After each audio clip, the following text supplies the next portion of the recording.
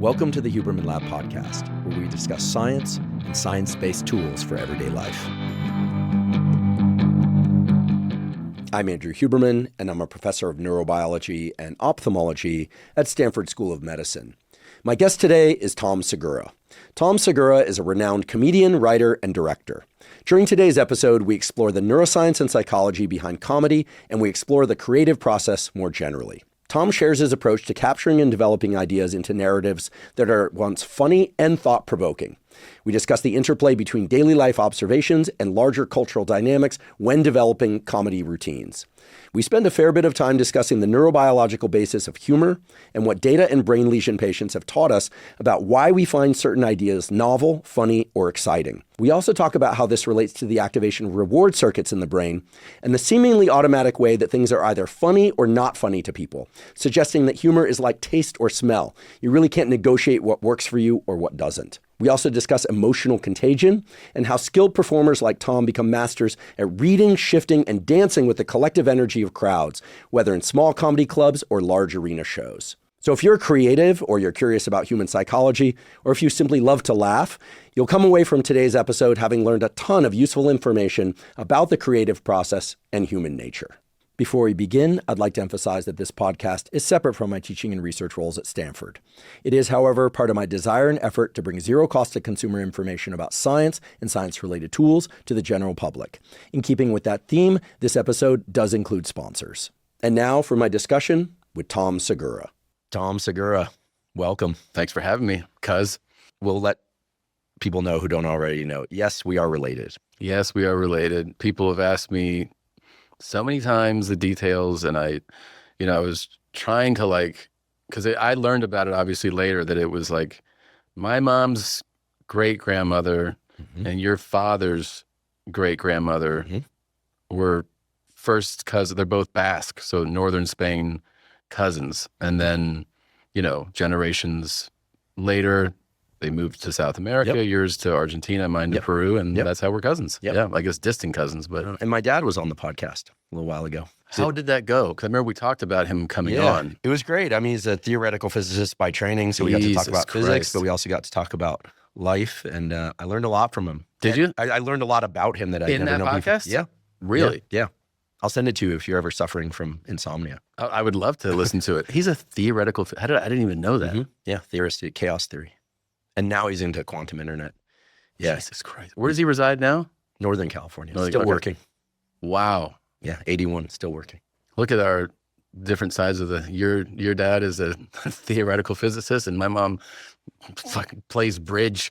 Yeah, but you can make a half court shot. I saw the clip of you in Lethal Shooter. We'll put a link to it. Okay. Yeah. I mean, you're an excellent basketball player. I'm not. High level. So very high level. Did you play ball growing up at all? No. You skateboarded? Foot sports, soccer, skateboarding. I'm pretty coordinated with my feet. Well, the kid had been Argentine. You got to give it a shot. Yeah. Every kid where I grew up played soccer. Really? Oh yeah. Obsessed. Were you good at soccer? I was all right. Played goalie. I like playing goalie or fullback. I like to wait back there and just stick people. That was fun. Maybe you should got into lacrosse or something. No, I like running. I ran cross country my senior year. You ran cross country? Yeah, I did. Yeah. I was a little lighter than I am now. I'm like 210 now. It's probably 160, 170. Okay. But yeah, like 2-mile races were okay. I just did a 5K. Oh yeah? 2 days ago. Yeah. How'd that go? I hated that I knew I had to do it. And so I just made myself, I was like, you got to do it. So it's going to suck. You trained for it. Well, the training for me is like, just get in a bunch of 3-mile runs. Right. So, I mean, I would do them purposely at like a slow pace, like try to stay as close to zone 2 cardio as possible, just to get like used to the mileage. And then we get there because it was our 5K. Like it was, I put it on with Bert and Spartan Race, and like it was Bert did a 5K, shirt off, the whole thing. Of course. What are you, crazy? Weight vest, weight belly. I mean, sorry, bro. Dude, yeah, he was. We give him a hard time because we're still trying to get Bert to quit drinking or reduce his drinking. I think he's reduced his drinking a little bit. No? Okay. So, we did one last year in Pasadena. We did the Rose Bowl. And so this time we did Raymond James in Tampa. It's the Two Bears 5K. We had more than 3 times the people sign up this year for Tampa. So we had like close to 8,000 people there. Wow. And Jelly Roll came out, Jason Kelsey, Tristan Wirfs, like a bunch of, John Feliciano, like all these football players and Fun. and it was a very fun day, a very fun event. But here's the thing, like at the Rose Bowl, the path was like basically through the parking lot and then on these side roads in Pasadena. And, they loop it out and then you cross back basically across this parking lot and you hit the 3.1. At Raymond James, I didn't know. They were like, oh, there's some inclines. I'm like, yeah, all right. Did we get there? It's all in the stadium. And the only way you're running 3.1 miles in a stadium is we're running through the corridors and then up the ramp. Well, the ramp is 9 stories up.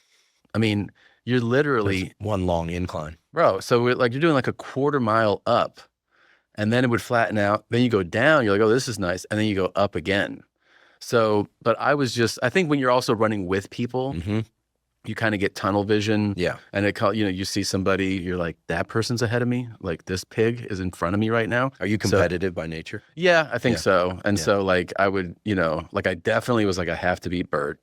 I have to beat you have to beat Bert. John, my friend Feliciano. I was like, I have to beat these guys. They're both like, fucking 300 pounds. I'm definitely beating them.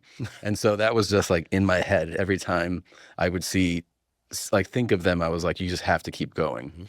And then Bert got beat by a guy in a wheelchair. So that was also kind of sweet because I beat both of them. Nice. Jerry, what's up? Shout out to Jerry. I think he had a little advantage because those wheels on the way down definitely pick up some speed, but on the way up, it's pretty badass, but yeah, so like getting in those miles, like was the, just like the training for it. And it was a whole thing. And I don't like running. Like, it's not, there's some things you like, if you were like, let's go work out, let's go lift, I'd be like, cool, I enjoy that. I don't enjoy running, but I guess running's the best. You like running? I love working out with weights. I've been doing that since I was 16, but I love running. Love running? I'm running 3 times a week, a long run, a medium run, and a short run. What's a long run? An hour and a half. Long and slow, every Sunday. And then in the middle of the week, a 30-minute run, faster. And then one day a week, I do that kind of max heart rate VO2 thing, where I would warm up, sprint, walk, sprint, walk, sprint, walk. Sometimes on the Airdyne bike, but usually running. Yeah. I love running. In fact, I mostly lift so that my body doesn't hurt when I run. I like being strong in the gym. Have you always been into this? Yeah, since I was about 16, I started running. And I just found I could just go and go. Probably have a lot of slow twitch muscle. And I'm reasonably strong, but I mean, if I train just for endurance, like if I start doing 2 long runs per week, I just feel like I can just go forever. Really? Yeah. It's probably just a genetic What do you cover in that 60 to 90-minute run? Depends on how in condition I am. But, you were talking about hills. When I lived in the Bay Area, I used to do this run behind the Berkeley campus, the Strawberry Canyon Trail. And that's all incline, basically winding up until you take the long cruise down. I would do that with a weight vest. If I go from there out to Austin and on a Sunday, and then I can cover a lot of distance in a 60-minute run. But if I just train on the flat, then you get kind of used to just kind of going long and slow. Yeah. So I don't know the exact distance, but it was not unusual when I was in graduate school to head out on a Sunday morning, just hydrated, caffeine, and do 10, 12 miles. Wow. But now it's probably more like 6, 8. Okay. 6 to 8. But also with a weighted vest? Sometimes with I use a vest. They're not a sponsor, which it's fun to always mention things that aren't a sponsor too, because for sure. I love this weight vest. It's called an Amorpho, and it fits pretty snug. It's not like one of these ones that looks like you're a suicide bomber or a cop or something. Yeah.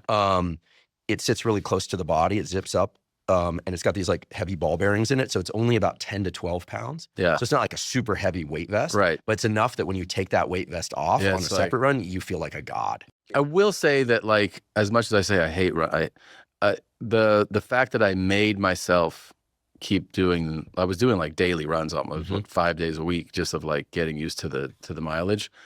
It obviously it becomes easier, and then you kind of go like, okay, I can do this. But yeah, I think I get a lot of like mental anxiety about the running. I'd like to take a quick break and acknowledge our sponsor, Maui Nui Venison. Maui Nui Venison is the most nutrient-dense and delicious red meat available. It's also ethically sourced. Maui Nui hunts and harvests wild access deer on the island of Maui. This solves the problem of managing an invasive species while also creating an extraordinary source of protein. As I've discussed on this podcast before, most people should aim for getting 1 gram of quality protein per pound of body weight each day. This allows for optimal muscle protein synthesis while also helping to reduce appetite and support proper metabolic health. Given Maui Nui's exceptional protein to calorie ratio, this protein target is achievable without having to eat too many calories. Their venison delivers 21 grams of protein with only 107 grams per serving, which is an ideal ratio for those of us concerned with maintaining or increasing muscle mass while supporting metabolic health. They have venison steaks, ground venison, and venison bone broth. I personally love all of them. In fact, I probably eat a Maui Nui venison burger pretty much every day. And if I don't do that, I eat one of their steaks. And sometimes I also consume their bone broth. And if you're on the go, they have Maui Nui venison sticks, which have 10 grams of protein per stick with just 55 calories. I eat at least one of those a day to meet my protein requirements. Right now, Maui Nui is offering Huberman podcast listeners a limited collection of my favorite cuts and products. It's perfect for anyone looking to improve their diet with delicious, high-quality protein. Supplies are limited, so go to mauinuivenison.com/Huberman to get access to this high-quality meat today. Again, that's mauinuivenison.com/Huberman. Today's episode is also brought to us by Helix Sleep. Helix Sleep makes mattresses and pillows that are customized to your unique sleep needs. Now, I've spoken many times before on this podcast about the fact that getting a great night's sleep is the foundation of mental health, physical health, and performance. When we aren't doing that on a consistent basis, everything suffers. And when we are sleeping well and enough, our mental health, our physical health, and our performance in all endeavors improves markedly. Now, the mattress you sleep on makes a huge difference in terms of the quality of sleep that you get each night. How soft that mattress is, how firm it is, how breathable it is, all play into how well you'll sleep, how much deep sleep you get, how much rapid eye movement sleep, and it needs to be tailored to your unique sleep needs. So if you go to the Helix website, you can take a brief 2-minute quiz, and it will ask you questions such as, do you sleep on your back, your side, or your stomach? Do you tend to run hot or cold during the night? Things of that sort. Maybe you know the answers to those questions, maybe you don't. Either way, Helix will match you to the ideal mattress for you. For me, that turned out to be the Dusk mattress, D-U-S-K. I started sleeping on a Dusk mattress about 3.5 years ago, and it's been far and away the best sleep that I've ever had. So if you'd like to try Helix, you can go to helixsleep.com/Huberman, take that 2-minute sleep quiz, and Helix will match you to a mattress that is customized for your unique sleep needs. Right now, Helix is giving a special offer to Huberman podcast listeners of up to 27% off site-wide, plus free bed sheets with any Luxe or Elite mattress order. What about the running itself? I was going to ask you whether or not it changes your mental frame so that you, I don't know, do you get ideas while you run? Do you get ideas after you run more readily, or are you just cursing the thing the whole time? I feel like it's a goal to let my mind drift, because sometimes the negative side of it is like you're doing a run and your mind is like, this sucks, right? And you're thinking about how much time is left, and that doesn't produce anything, and it's not an enjoyable thing. But like, if the mind goes, if you can let your mind drift, it's less about ideas. I feel like in those moments, you're kind of just, you're off thinking about more like life, not like creative thoughts, more like, people and relationships and different things. And like, that's kind of a nice place to be, because then all of a sudden you're like, oh, a couple miles just went by. Yeah, there's something to be said for these states of wordlessness where you're not constructing things in complete sentences. There's no sensory input like through a phone or through even, I do listen to podcasts or books when I run sometimes, the long run. But there's this idea that a lot of learning and creativity is about purging all the noise. And I find that those long runs, they just I come out of them just feeling like a bunch of clutter just got cleared. Yeah. More than I had some like insight during the run itself. Yeah. Incidentally, 90% of the effect of exercise on improving brain function when it comes to long, slow distance work is that it raises your level of alertness and arousal so you can do really great work afterwards. Yeah. High intensity stuff has a bunch of other effects, brain-derived neurotrophic factor, et cetera. But when you see like exercise improves brain function, exercise makes you smarter, most of that is by way of how exercise increases your level of alertness and kind of puts you in that nice state like, oh, now I can sit down and focus. Yeah. My busiest days, like sometimes I have, a very busy day. If I start that day with a hard workout, I end up having no problem tackling that day. Isn't that wild? It is wild because like sometimes like I'll have a day where, I have to arrive at my studio, let's say at 10 a.m. for something. And it's just like, it's going to be recordings, meetings, pitch meeting, and then leave here, go to this thing. Like it's going to be the entire day. And if I get myself to the gym and I get in like a good hour lift, I come in and like I'll notice everyone's like, you look like you're in a good mood. And I'm like, yeah, feel great. Yeah. And I'm ready. And then I'm ready for the day. But if I don't do that, it's a different experience. Yeah, this is one of the real hidden secrets of exercise that I'm trying to make less hidden and less of a secret, that Jocko clearly understands, but with his 4:30 a.m. wake ups and workouts that you're describing now, is that, I won't go into too much detail here because I want to ask you questions, but there's this phenomenon where when you move the large musculature of the body, so a resistance training workout, a run, probably any workout where you're doing some big movements or you're working hard in that workout, it triggers the release of adrenaline at levels that wake up your body, make it more willing to move. Yep. So people who don't have energy to exercise gives your body energy by way of adrenaline. And then that adrenaline acts on this nerve called the vagus nerve, which communicates to the areas of your brain that release dopamine and something called norepinephrine. It basically wakes your brain up also. So that morning workout that you're describing wakes up your brain and body for something like 6 hours by changing the neurochemical state of your body and your brain.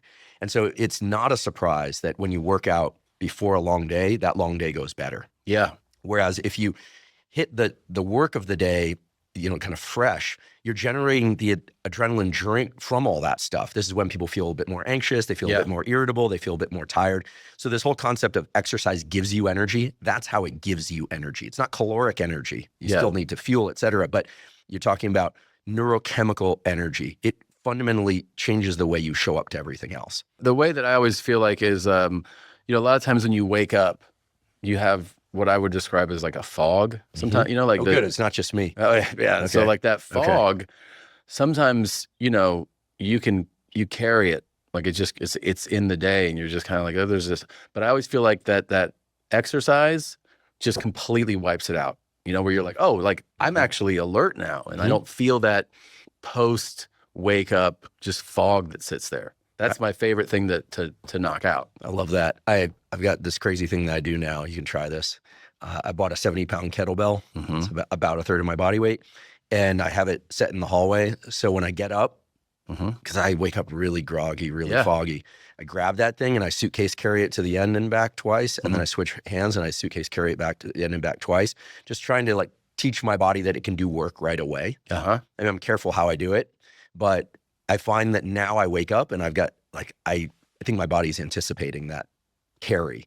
And so I'm more alert from go. And I was like, there's something, because your nervous system learns to anticipate things, right? Yeah. There's that phenomenon of setting your alarm clock for 7 a.m. You wake up at 6:59. Yes. What happened? Like your brain is clocking things in your sleep. That has happened to me so many times. And I always feel like that's such a bizarre, like also for like, I'm not a big napper.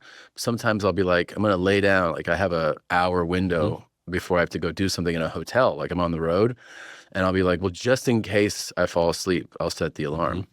And I'll lay there, eyes closed, and I'll look as it's 1 minute before. Your brain's clocking it. There was a study a couple of years ago where when people are in rapid eye movement sleep, you're basically paralyzed. The brain is very, very active. That's the phenomenon of rapid eye movement sleep. It's a very bizarre brain state. Brain is super active, body paralyzed.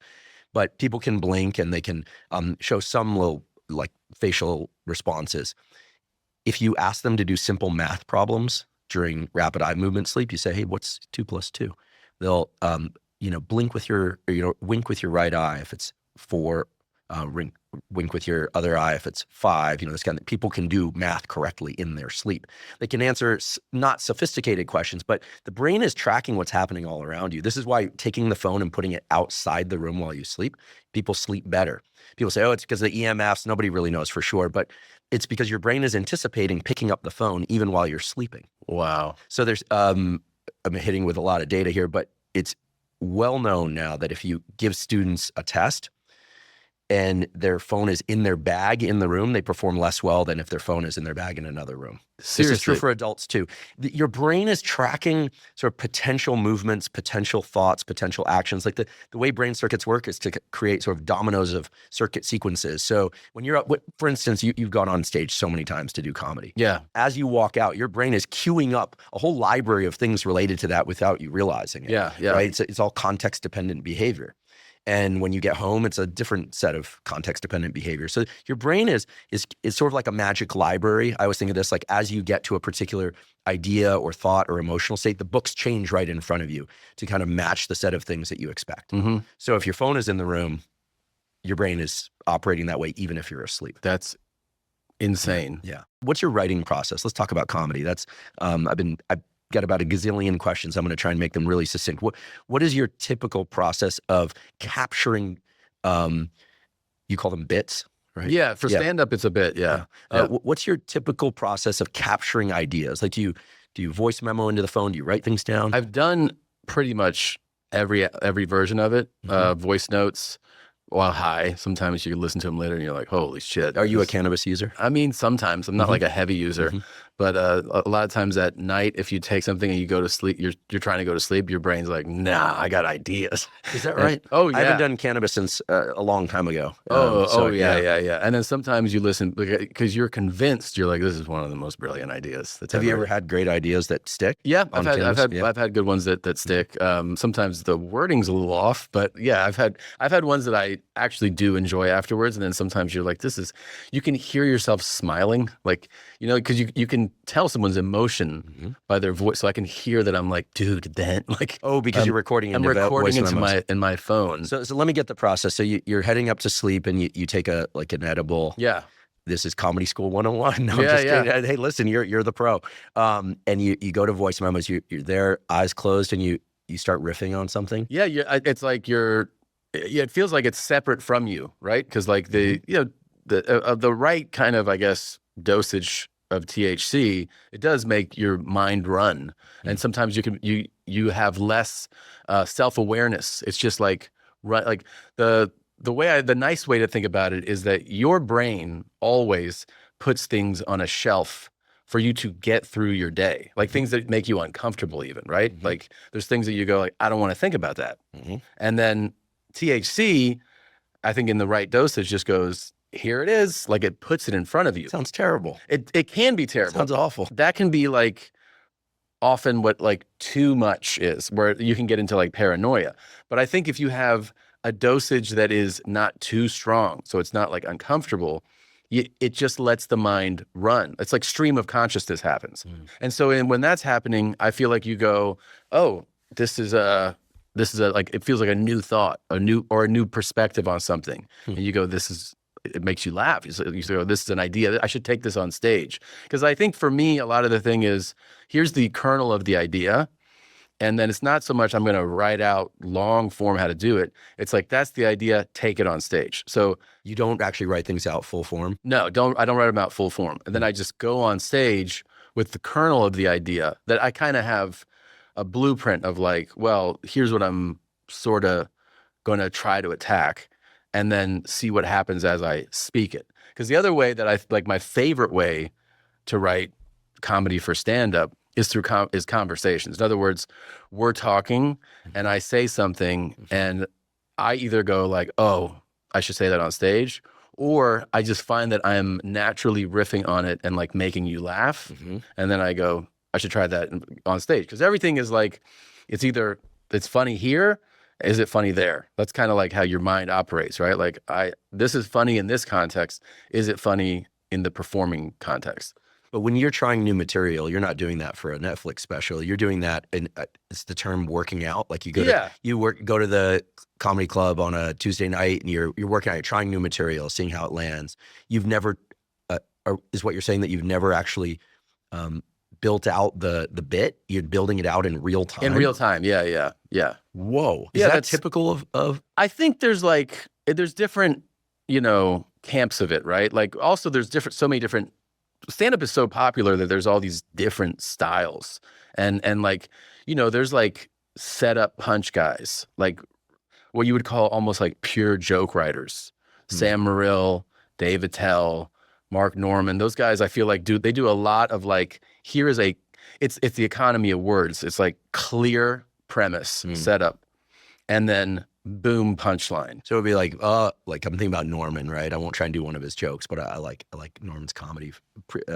Skateboarder too, same non-biological first family. So he, I I've heard him do things like, so my wife and I were on vacation recently, this kind of thing, like a setup where it's very clear. He clearly knows where he's going with this. Yeah. We're on vacation and we picking out rooms, and then at some point there's a punchline pivot. Right. Okay.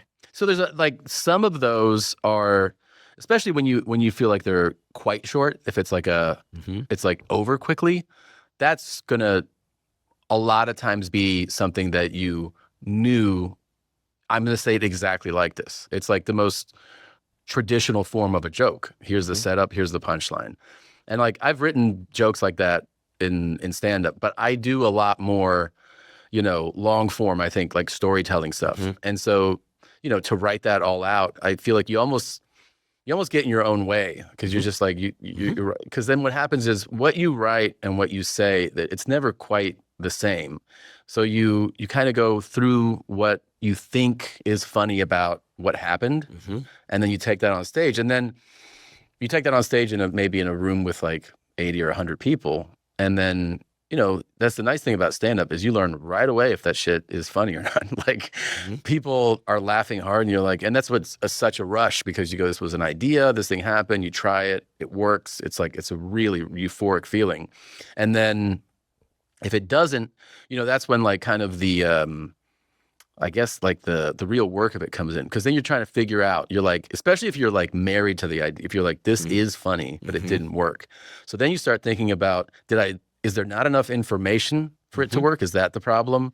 Is there too much? Because we always say like trim the fat. Like if you have too much stuff in there that is not getting laughs, it's like maybe just omit some of this information. Right. So that becomes like, okay, I'll go back, and instead of saying this is like useless information, it's not adding to what's funny or whatever, it's not adding to the story I'm telling, you start dropping that.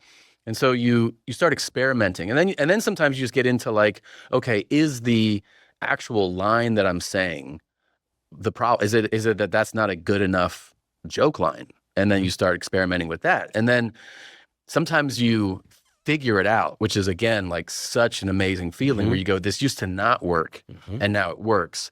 And then sometimes you just got to go, fuck man, this just doesn't work. Like, you just have to abandon it. Yeah.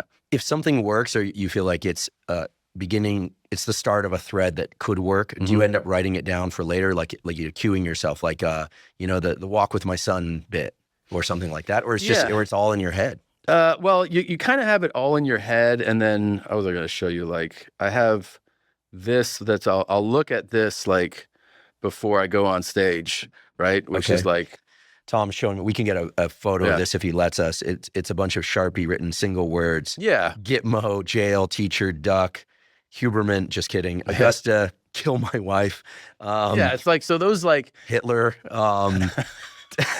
Tunisia, make shit. This is amazing. Yeah, that's a set list for an hour. If you think about the range of things in this relatively short list, as a partial representation of what goes on in Tom Segura's brain, you get a little. What's interesting is like another way, like I think comedians would look at it, is you kind of start to go, these are 15-minute chunks. Because when you do an hour, a lot of comics think of it as 4 15-minute chunks, right? So you go like, okay, this is kind of like setting the table chunk. This is like a kid's family chunk. This is, commentary on social issues, or like things that I'm doing or consuming. And then your last chunk is like, I always feel like you want to get into like some of your more, I don't know, wilder takes, like after the audience has gotten to know you and like trusts you. They're like, okay, so that way you can kind of like push it more the further into the set you are. Yeah. So you just kind of break it down. Yeah, very different. But I've done some lives, and I have 4 things I'm going to cover, but I don't know how I'm going to cover them. Jordan Peterson, when he goes out for his lives, I've been to them, he literally explores a topic in real time, walking back and forth across the stage for the first time. I know this because people verified that every night he does something different, even in the same city. Yeah. He's exploring it completely in real time. And then other people's lives that I've been to, it's clear it's pretty scripted. They know exactly what they're going to say and when. They have a sequence, they have slides. And so I think it can be done any different number of ways.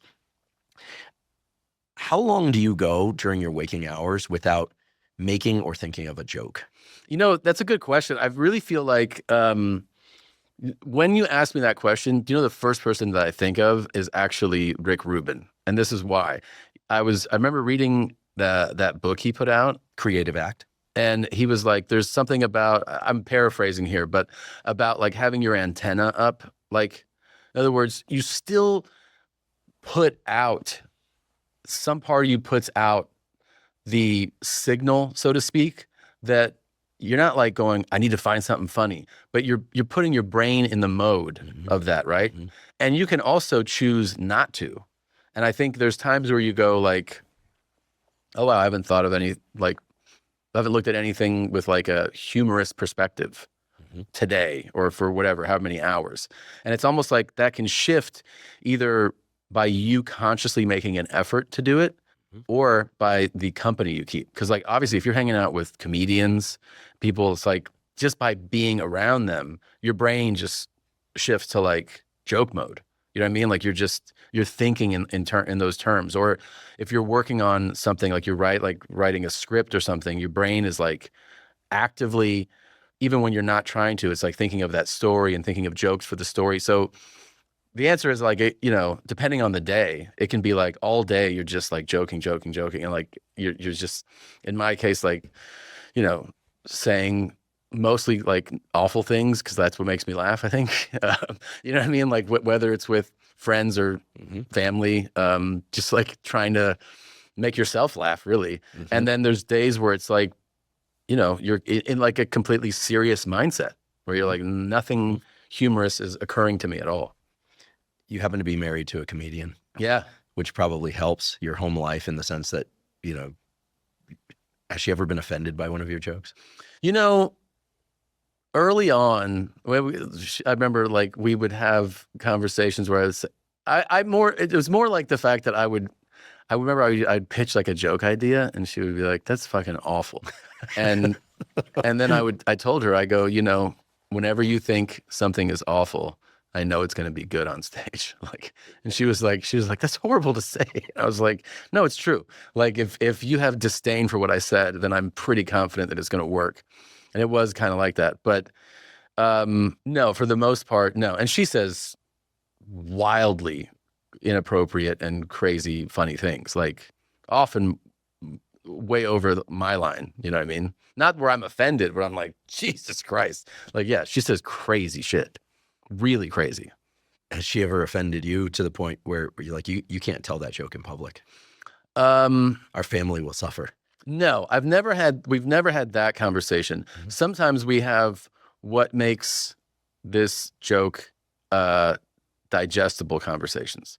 We're like, we talk about a bit and we're like, and then the punchline is like in this world. And it's like, okay, you got to find a way to say that is going to be digestible so you actually look for like your own advantage. What I mean is like, as a woman, I go like, you can shit on women harder because you're a woman. So like you should find your way into that bit from the perspective that like you're actually, you know what I mean? Like you're actually shit. Like I was like, if you're a woman, it's like a black comic can talk about black people, right? Like you're talking about your own. So like we'll talk about things like that. Like you can take this angle and then the joke becomes digestible. So we'll talk about like reframing material. And then to me, she's like, yeah, you're just a white guy. Apparently you guys can say anything. So I'm like, oh yeah, really. Yeah. On the other hand, comedians and what's allowed in comedy at a given time has a powerful influence on culture. Yeah. What you can say, what you can't say. Has any comedian ever been canceled for what they said as part of a bit? I mean, we've got these examples of these, I consider them kind of sad instances where people kind of break down on stage, have an interaction with someone in the audience, and it really hurts their career and it's super offensive. But that's clearly not part of the bit. Right. Has a comedian ever been canceled for like, here was the bit and they're done? I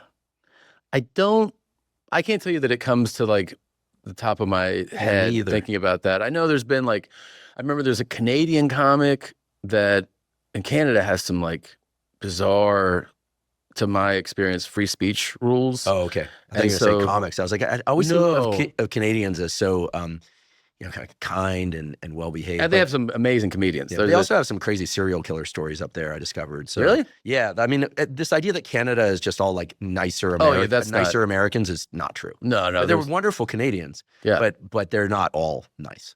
No, for sure they're not all nice. No, there's some real fucking pricks up there. Yeah, I've met a few. But there's a amazing. I mean, you know, obviously you think of like Norm Macdonald and Mike Myers, Ian Bagg, like all these. There's really, really funny Canadian comics. But I remember that there was not too long ago. I'm sure we could find it. There's a Canadian comic that like he went after some woman in the crowd, like, you know, shut her down, said something offensive, whatever, and he got arrested. You know, Arrested. Yeah, arrested and had to pay like substantial fines. This is like Lenny Bruce days. Yeah, it's really crazy. And this was not, I don't mean like 25 years ago. I mean like sometime in the last 5 years. Whoa. Yeah. So I know there are rules on, so that's like the first thing that I think of when you say that. I also just don't feel like when people talk about, you know, like cancel culture with comedians or like Elon's stupid fucking make comedy legal again, goofy shit that he said. It's like, what are you talking about? Like, there is no, you can say whatever you want to say. The thing you're really trying to talk about is the fact that like people react and you know about it, right? Like 30 years ago, there were people that hated, I'm sure, Robin Williams and, you know, Carlin, like they hated him.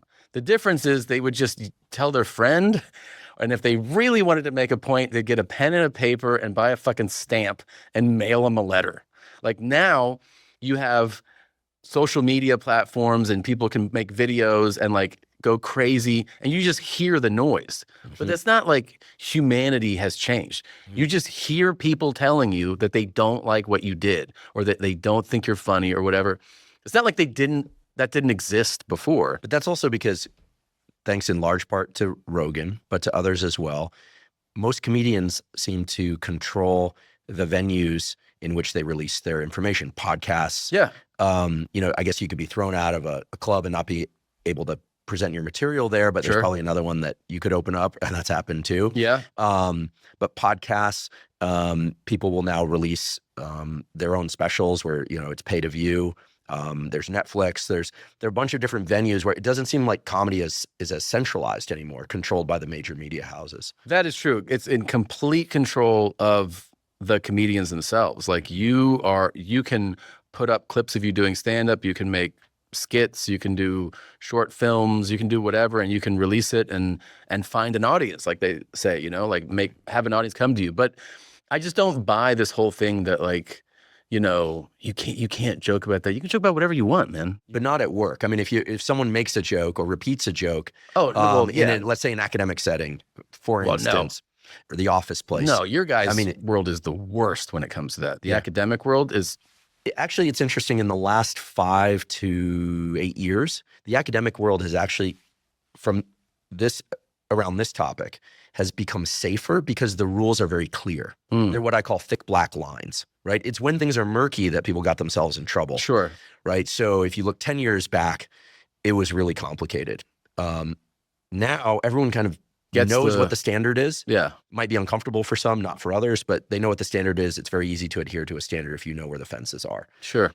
Where it seems to be still murky is in the workplace. Like in the boardroom, you'll hear about, you know, like tech companies or in finance or startups, right? Because startups, when they're small, typically don't have an HR department. Yeah. The HR department is kind of the standards that you create around the office, which could be a garage, right? So that's typically when things aren't well defined is when there are problems. So yes, it's rigid in certain areas like academia, law offices, et cetera, but everyone knows what the rules are. Yeah. I'm not saying it's good or bad. I'm just saying you know what they are. But so, I feel like we're talking about in comedy as a profession. Like, you know, you can joke about whatever you want, dude. What you can't dictate is how people will react to it. And if you're trying to say, like, because some comedians do this where they go, this was the joke, and what I'm mad about and what I'm going to be vocal about and complain about is that not everybody liked it. You're like, yeah, that's essentially what they're doing. Right. They throw a tantrum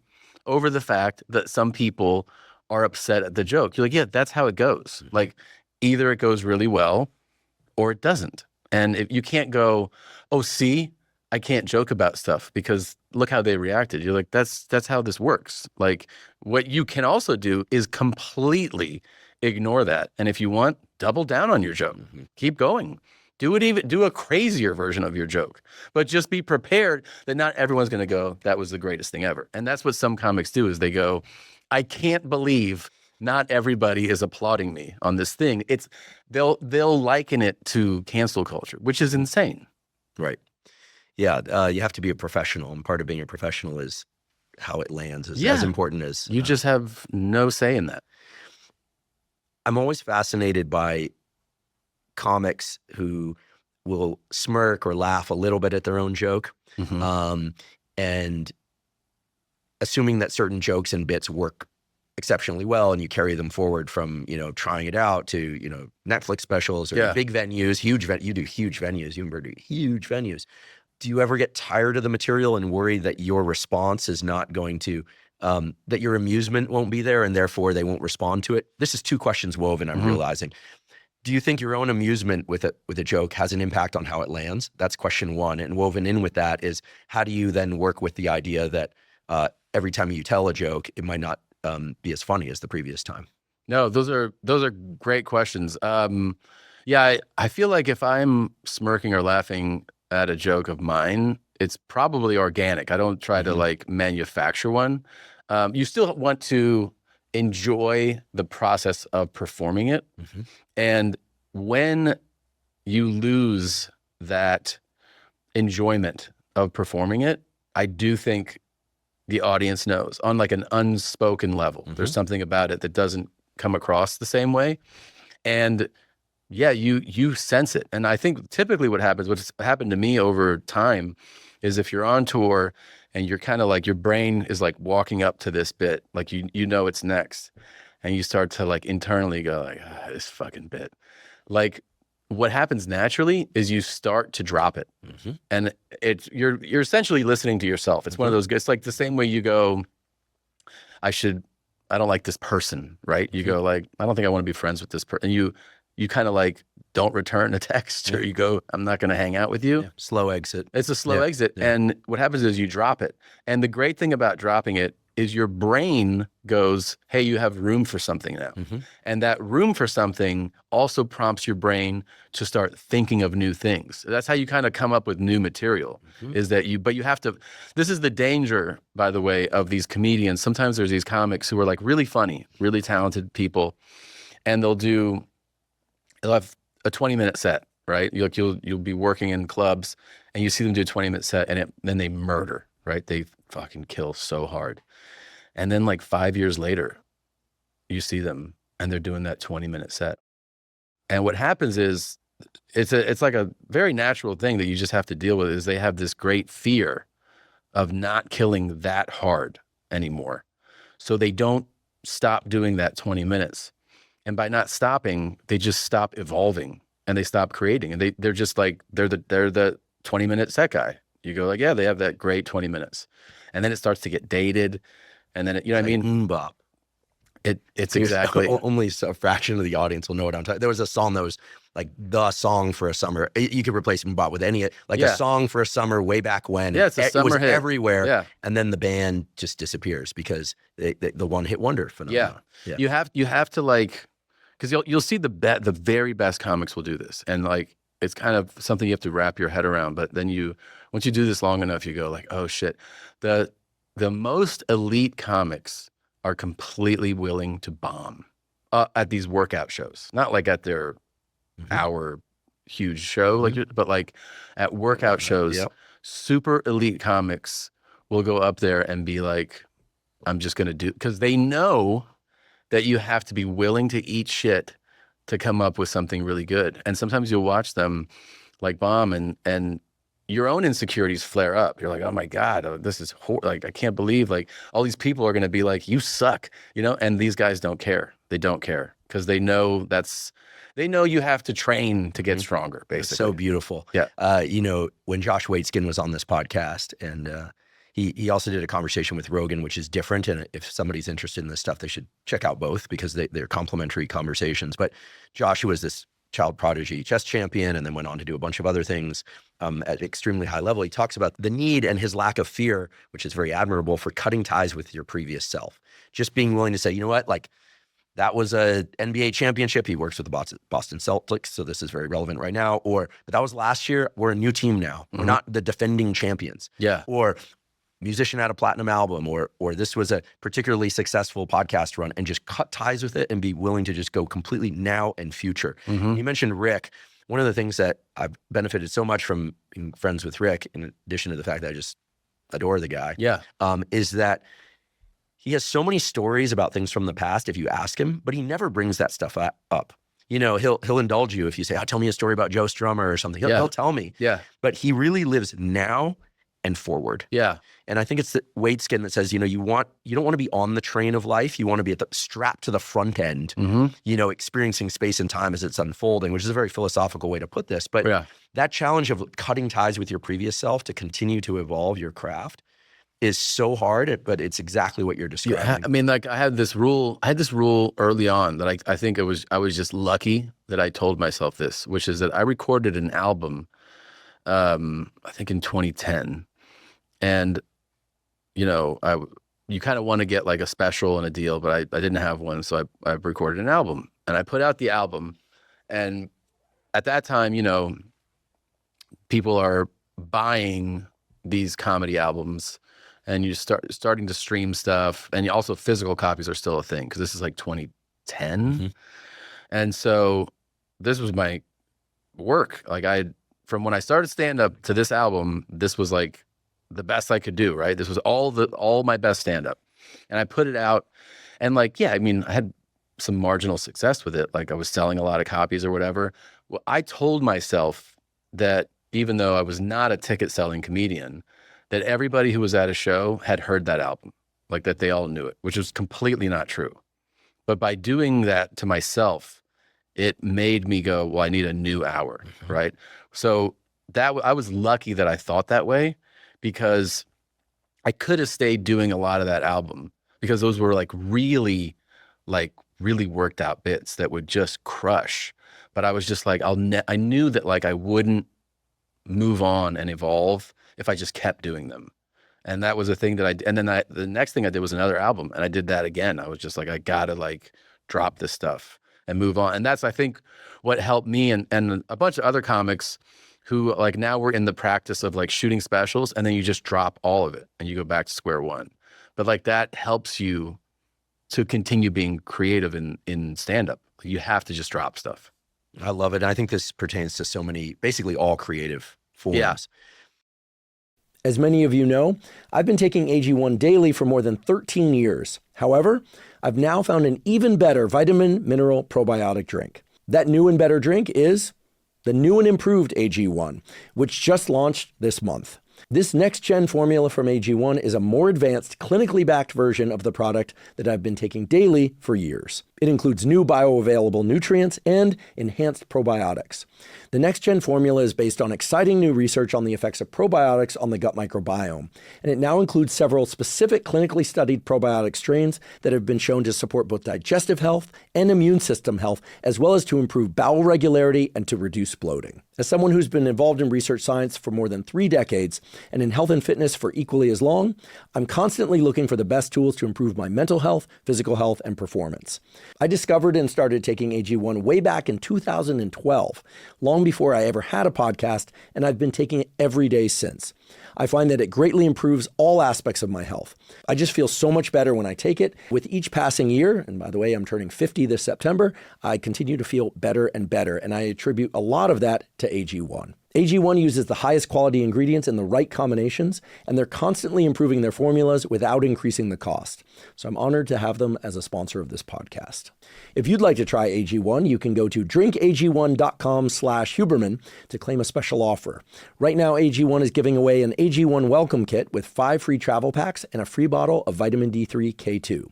Again, go to drinkag1.com/Huberman to claim the special welcome kit with 5 free travel packs and a free bottle of vitamin D3 K2. Today's episode is also brought to us by David. David makes a protein bar unlike any other. It has 28 grams of protein, only 150 calories, and 0 grams of sugar. That's right, 28 grams of protein, and 75% of its calories come from protein. This is 50% higher than the next closest protein bar. David protein bars also taste amazing. Even the texture is amazing.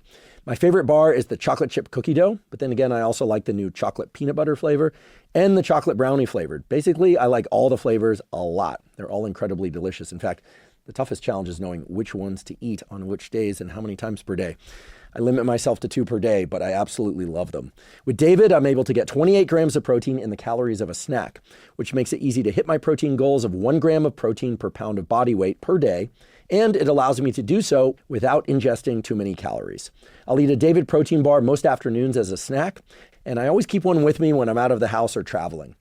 They're incredibly delicious, and given that they have 28 grams of protein, they're really satisfying for having just 150 calories.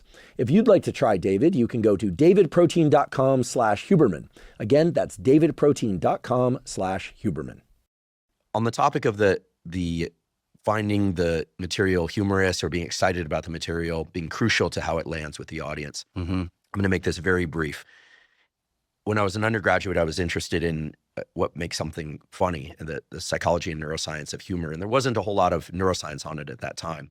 But the basic takeaway from the literature, as I recall, was that the listener thinks that a narrative is going one way, and then there's this surprise element, something you didn't anticipate coming. I think that characterizes a lot of bits and a lot of jokes. 100%. It's like, whoa, it's the pop. However, I've also seen you do bits and other people do bits where you're headed down a trail and I'm thinking, oh no, he's not going there, is he? And you go there, and that's hysterical also. Yeah. So is there a name for this, or how does it work? No, you're right. So the most basic necessity for, I think, comedy at a very baseline level to explain it or, define it is the element of surprise, right? The surprise is like, so it's that thing, if you go, I know where this is going, you're not going to react the same way. If it gets you, it's, oh my God. But that second description of like, is that person going somewhere? I think that satisfies something in human beings, which is somebody saying the thing that we all want to say. And you can't say it. You can't say it. You can't say it in polite society. You can't say it at a nice dinner function. You can't say it at work. And you're just like, God, this is what I think. And other people think it. And then the guy's up there and he's going like, hey, you want to hear some shit? And like somebody says it and everyone goes, it becomes a release. It's a release of like, oh, he's saying the thing that we all wish we could say. And you're saying it, it's a very particular thing because it actually is, it works because you're in that building too. It works because you all have the unspoken agreement that this is a place to do this in, right? It's still different. Like if I just walk up to you on the street and start saying that shit, you're like, Jesus Christ, dude, like you're a psycho. Lock him up. Yeah, it's like, but like in this context. So both things satisfy something, I think, in the humor realm, right? The element of surprise will always be something like the unexpected. But there's also this like condition I think we live with where we all think this, but we can't say it. And that's a very satisfying thing when somebody says it. Well, I had the great benefit of getting a sneak peek at Bad Thoughts. Oh, yeah. Thanks. And it's amazing. People should definitely check it out. And I don't want to give anything away, but the second one in the sequence that I watched, I thought, like, there's no way he's doing this. And it just kept coming at me. I was like, there's no way. Went to sleep last night, and this hasn't happened to me in a long time. I woke up laughing. Oh, yeah. Which is a wonderful experience. Yeah, it's like that. There are only a few states of mind and body that you wake up in and you're like, well, that was amazing, And I woke up laughing. Oh, so that's it's seeded awesome. into my unconscious. So now I'm worried I'm going to say some of the things that that you said. I hope you do. But one thing that occurred to me in watching Bad Thoughts is that you're not just a phenomenal comedian, but you're also a really good actor. Oh, thank you. And a number of comedians seem able to act, which is surprising to me for reasons that don't make any sense to me. But no, if you look at athletes, often are terrible actors. Yes. I mean, some of the best acting that athletes have done is when they're playing kind of a buffoon. or Yeah. they're supposed to not be able to act well. I think of some of like the Naked Gun movies Shout and out things to like OJ, that. right? To OJ, right? Yeah. I mean, he's not a good actor. Yeah. And it worked because he wasn't a good actor. Yeah. But you're a very good actor. Thank And, you. Like, did you train for it? I loved making people laugh. And the first thing I did like in performing was, I did like a play as a kid. I did an improv troupe at 14, which is pretty young to be in an improv troupe. I did that for like a summer. And my whole thing was I wanted to make movies. Like I had a plan when I was in college. I had the communications track. So we would do TV, radio production. And when we had video projects, I would always do like comedy things and everybody would be like, what are you doing? Why are you making this? Like you're supposed to be making like a video about the soccer program, And I'm like, I was like, this is this is a capsule you put in your ass and it freezes your shit. Like I would make like diarrhea commercials and they were like, don't do that. Yeah. But this was the stuff that I was like making me laugh. And I wanted to make movies and I just was like, that was what I wanted to do. And then I moved out here and I had learned, I knew that at the time, some of these big comedy movie people were a product of SNL and that those people were usually products of Second City or the Groundlings. And since I moved to LA, the Groundlings were big in LA. It's an improv school and a performance play. Like they put on shows. I was like, that's what I'll do. I'll just go to the Groundlings. And I took some classes there and I got through a few levels. But I got into stand-up shortly thereafter that. Some of my improv friends were like, you should try stand-up. And I got so hooked by stand-up. And I also saw a path because I was also like, well, you have to make a living, right? And the actor's life to me is so unsettling with like, you're on a show and then they're like, I don't have a gig anymore. Like to me, the fact that stand-up, even though it's very, very, very low pay, especially like as you're getting into it, the fact that you can just like keep doing it, like to me, like made sense. It like soothed me. And I feel like, I kind of stopped training as far as I did another acting class in LA at that time, like early on. But I always just wanted to keep doing it, And so every once in a while I would make like a short film. Like I made a few short films with friends or like, comedy shorts. And I auditioned for some things, I did small parts here and there, but I never really got to do all the types of things I wanted to do. So this show became like this incredible opportunity where I was like, where are we going to tell this type of story and this type of story? Like, because it's essentially a collection of short stories is what the show is, right? And some of them are self-contained, some of them are 2-part, 3-part, but it allowed me as an actor to play all these different roles, which was like so fun. It felt like I was doing like the 20 years I didn't really act that much. I got to like throw in all these different characters in the show. Well, you're a very fine actor, as they say. I was like, oh, he's acting. This isn't just, stand-up. Yeah. Stand-up is its own thing. In previous Netflix specials, but I've also seen you do these in these bits in smaller clubs, like at the Belly Up in Aspen. That's right. Smaller place. That's right. Where we just coincidentally wore the exact same clothing. Thing. So we're same flannel, same jeans, same Adidas. That was really weird. That's DNA. We did not coordinate. That's DNA. That's DNA. That's dude. DNA. And the cosmic correspondence of the butterfly effect. That's yes. Right. That's what my dad was trying to explain to me at one point. You do voices very well, in particular the voices of your kids. Mm-hmm. Like you're able. I always think that when somebody impersonates somebody else, it's about grabbing the key elements, like not the whole piece. They don't like turn around and like come back as right. Like some people can just grab a few key elements of somebody. In this case, someone we've never met. Mm-hmm. It was your sons, mm-hmm. and we feel like we know them, and we're getting what clearly are key features of their personality coming through. Do you practice those, or you just observe and it just is kind of embedded in you? I think it's observed and embedded. And I think in that case in particular, because with your kids, there's this thing that happens where you talk about your kids a lot, not on stage. In other words, I'm talking to my sisters or I'm talking to a friend about the kids. So you're kind of like, you get this extra practice about them because they are so much something that people always are like, how are your kids, right? And so you're just like, oh, I got home, this little shit came in. He was like, hey, fucking pick me up, so you start like doing impressions. Which one is that? That's the little guy. Oh yeah, he Julian. sounds like a piece of work, man. He is a piece of work, dude. He is something else. He's like, It's so funny. Sometimes we call him Little Joe Pesci because he's just like, what the fuck? We're like, yo, man. Like, I don't say that in front of him. He's 6. Oh my goodness. He's 6, and he's like, he's fucking with me all day, Dad. And I'm like, Did you talking get about that from you or from your wife? I feel like it's more her. Uh-huh. I feel like she's got those. I'll have to ask her. She's got those Hungarian roots where they, like, when I was a kid in our house, there was not a lot of cursing, dude. Oh, like, no, I get whacked if I. Yeah. No, I hit. But, I think if I talk back, it only happened twice in my life. Yeah. I spoke back. I won't say to which parent, and I got hit.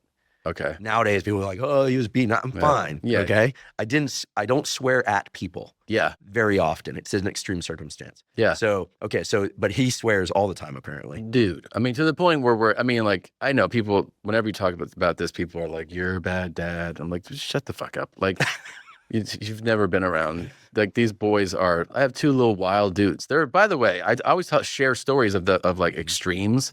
Like, they're sweet, adorable, loving, wonderful kids, right? But they're just 2 little dudes who, like, I come home and they're like, it's torture time. They call it torture time, where like I lay down and then they just get to like fuck me up. And then they'll think they're stronger than me. And I'm like, bro, like, do you want to feel this? And then I just put them in like some crazy, rap where they go, okay. I'm like, yeah. Like, how old's the older one? He's 9. Dude, I get home every day. He's like, check this out. He takes off his shirt. And he's like, he flexes. Oh, yeah? He's like, I'm going to be so jacked by high school. I'm like, yeah, yes, probably. And he's lean. Like, he's got like he's got the body for it. He's going to we go to the park and he's just sitting there doing pull-ups and he'll bring weights. He'll bring weights to the park, and you see like other kids. Dude, that's the age to start. Yeah. There's an Instagram account of this guy. I'll dig it up for the captions. His daughter's probably 11, and she's doing pull-ups with a 45-pound plate and ankle weights strapped to her waist. Really? And she's doing pull-ups to the chest. And she's not, built yet. She's clearly before puberty, and she's just cool. I'm like, oh my goodness. That you just imagine like the tendon strength, the joint strength. Going to be, a little gymnast perhaps. But, he's so into it, talking about 6-packs. You think I could have a 6-pack soon? I'm like, yeah, sure. Keep going, man. He goes, why don't you have one? I'm like, just fucking. He's already busting your balls. You told me a story once over dinner about your son learning piano. I don't know if you remember that. I think it was the younger one. And it was something like, like, how's piano going? And you're like, and you're saying, he goes, it fucking sucks. That's it. It sounds like that's his response. He's just, dude, he's ready to pop back all the time. Always. No, he's completely ready. The funniest thing that he did recently was, they both go to jujitsu. Okay. And the older one's really thriving. Like, he has a skill for it, he's doing it well, moving up. And the younger guy, I mean, he's like a puppy. Like, just it started when he was 5. Like, it's just different, right? You're pretty young. And so we're at class, and he goes, I'm not doing this anymore. And I go, what do you mean? He goes, I'm too busy, man. And I go, what? he goes, my schedule. I go, your schedule? I go, okay, tell the instructor. So that guy comes over, and he goes, hey, how'd you enjoy class today, Julian? And he was like, good, but I'm done. And he goes, what do you mean you're done? And he goes, I'm too busy, man. And he's like, what are you too busy with? He goes, I have kindergarten, I have Spanish, I have drums. I don't have time for this. And I'm sitting there like, this is insane. And that guy goes, but you know what? You got to be strong in this world, don't you? And he goes, yeah. There's no option for being strong. So because you can't have the option to not be strong, right? And Julian's like, that's right. He's like, great. So I'll see you Thursday. And he goes, I told you, I'm way too busy. And then he just was like, I'm not doing this anymore. I'm like, okay, dude. So he's done? He's done. I mean, I also like. He can really advocate for himself. He definitely advocates for himself. I've never been the type where like, you have to do these sports. Like, I feel like the fun thing about a kid, boy or girl, with sports is expose them to a lot of sports. And I don't want to go, you have to do these, like, whatever sport you like, you can do that one. Clearly, like, this wasn't the one that drew him in enough, and I'm totally fine with it. It's like, oh, it's cool. You want to try tennis? You want to try soccer? I'll let them try all the sports. I want them to be in activities, but I'm not going to be like, you have to do all these sports, Meanwhile, they're becoming comics in their mind. Oh, without- yeah. both parents are comics. They're funny dudes. They are very funny. Yeah.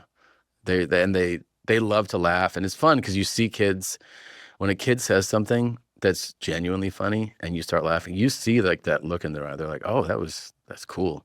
They just try to like do it again. And then if they do it too much, you're like, yeah, it's not funny anymore. You can't do it that much. Yeah, that is a perfect cue for me to ask what I was going to ask earlier when we were talking about when you are amused by something, you really delight in telling this bit. Yeah. It impacts the audience and how it lands. There's a very famous patient in neuroscience, probably the most famous patient. His name is HM. We don't know his real name. He's dead now, but he had a lesion to his hippocampus, this brain area involved in memory. And he was studied extensively for decades. And most of what we know about human memory is from this guy. All the other stuff we know from mouse studies, a little bit from monkey studies. Wow. So there's a very well-known study where you go in and he has no retrograde memory. He can't remember anything that you told him before. Like within a matter of seconds, he forgets it completely. And they've tested this every which way, okay? Holy shit. His brain is now in a jar. It's been scanned, et cetera. But so the study goes something like this. You go in and you tell HM a joke and he laughs and he thinks it's very funny. Then you leave, you come back, and he doesn't remember who you are. Mm-hmm.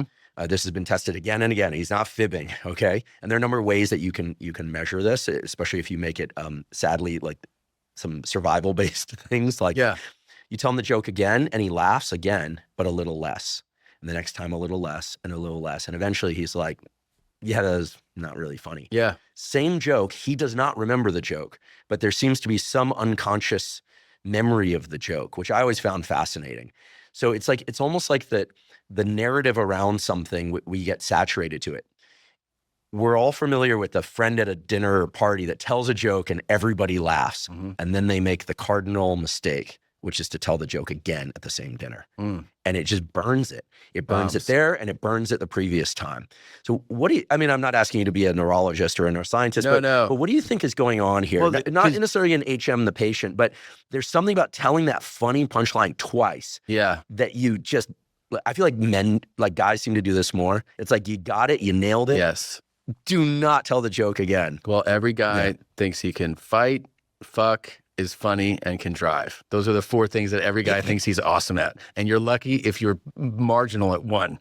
Like every guy thinks, you know what I mean? Every dude is like, I can drive, I'm hilarious, I can fight, chicks, like every guy has this thing. And then the more self-aware ones go like, I'm not good at these, I'm good at this one. It's all trained. You know what I mean? Like that's cross-train, man. You got to do them all.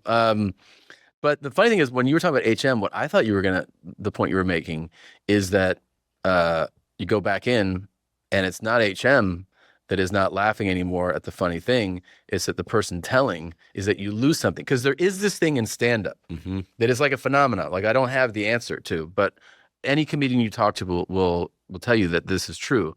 Where you go and you say this thing, right? It might be like your opening thing, or it could be a couple minutes in, and you say the joke, you tell the thing, and it kills.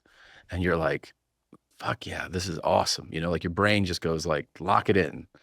And then the next night you go and you say it and it gets laughs, but it's like, it's a little less. And then this progresses, like you keep doing shows and it's like 2 months later and you're like, the thing's like it doesn't really work. And you go listen to like, I think I'm saying it the same way. It's like, there's this, like, sometimes there's this thing where it's like there's like a magical quality of like, if it just streamed out of you once, in this setting, in this room, at this moment, there's something about the way that you said it and the timing with which you said it, that it evoked all this laughter.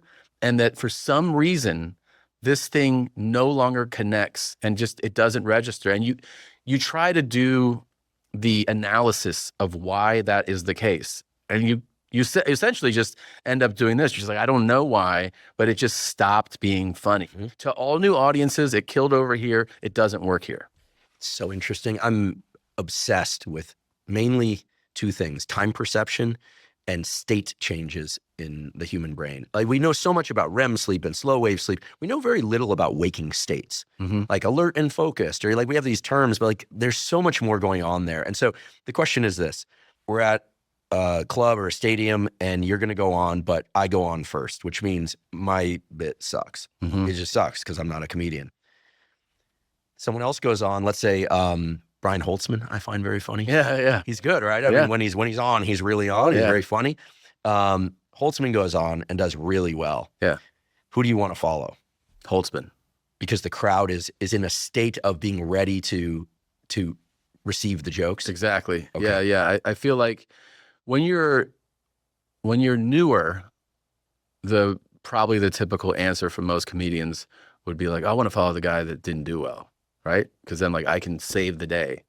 But the longer you do it, you realize that's not actually like, you actually want the guy in front of you to do well, even really well, because it does generate this thing of like, this is what this is. We're at a place of doing this. It's jokes. It's fun.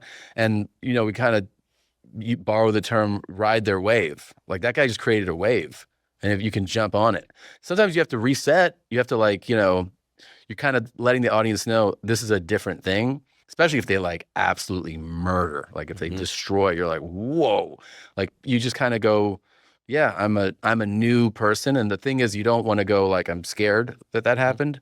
You just go, this is my thing now, you know, but you have them in the state of, we're here to laugh. Whereas the guy who just like ate shit, they are all like, what the fuck is this? And then, you know, they basically dug a hole.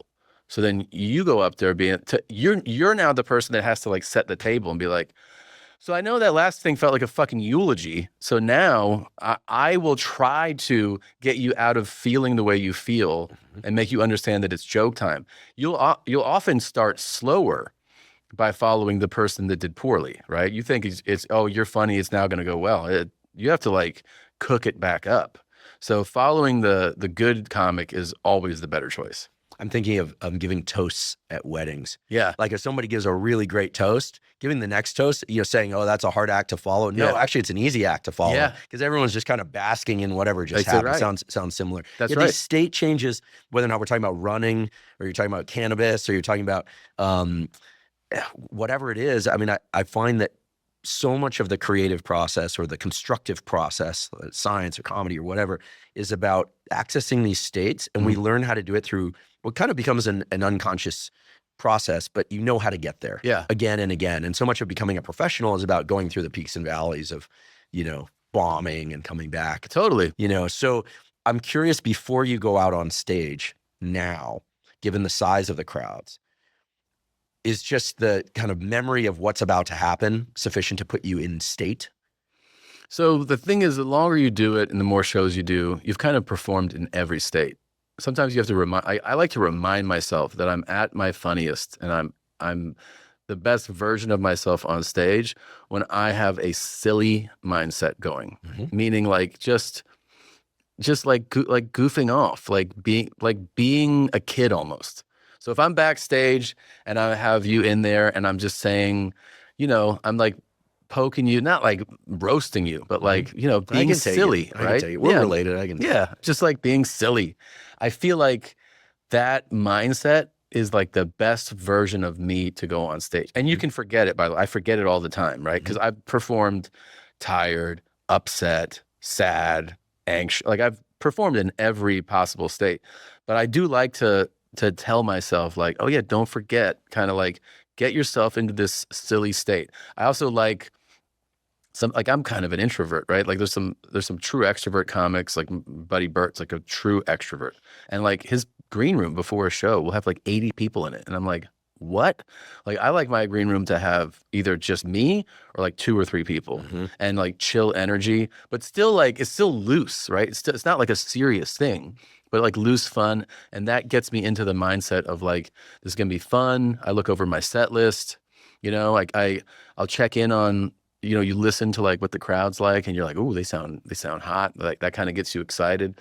But I try to embrace that mindset of like, let's have fun.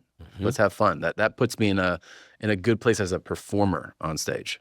Do you watch a lot of comedy, like the greats? I don't watch a lot of comedy anymore, I would say. Like as a kid, I mean, I think the reason you kind of follow this path is because you're just such a huge fan of it. So like growing up, I watched a lot of the, Evening at the Improv, Def Jam, specials, like a lot of, it was also like specials were truly special, right? Because there was like 6 specials maybe a year. Eddie Murphy. Yeah, Eddie and Chris Rock and Carlin and like all those guys would like put out a special, I mean, once every few years, and there was only a few places, HBO was just like the place, and then Comedy Central became the other play. Like HBO was premium, like really elite, like huge talent, and then Comedy Central was kind of everybody else. And then now the landscape's changed where, we get, I don't know, man, I feel like there's 300 specials a year, right? Like, because you can release them they're on Netflix, they're on Max, they're on Hulu, they're on Amazon, they're on YouTube. Like, there's just, you're bombarded with. It's great in one regard for stand-up because it speaks to how popular stand-up is, and it's so accessible, and it's cool that so many people can put out their stuff. But it's just like overwhelming. So I'll only check out, like, I feel like in the last couple of years, I've maybe seen like 2 specials. A lot of times I'll start a special, turn it off after like 10 minutes. Kind of want to see like what someone's doing. But I find it personally hard to finish a special. But I also find it hard to watch stand up in the room, like at a club or something. Like I leave. Like, I don't mean like I leave the venue. I just leave the room. Like, it's just harder for me to. I feel anxious. I think it's really about me internalizing what I feel like the feeling is on stage, especially if it's not, like if it's really, really good stand-up, then I sit there and I go like, oh my God, and I enjoy it.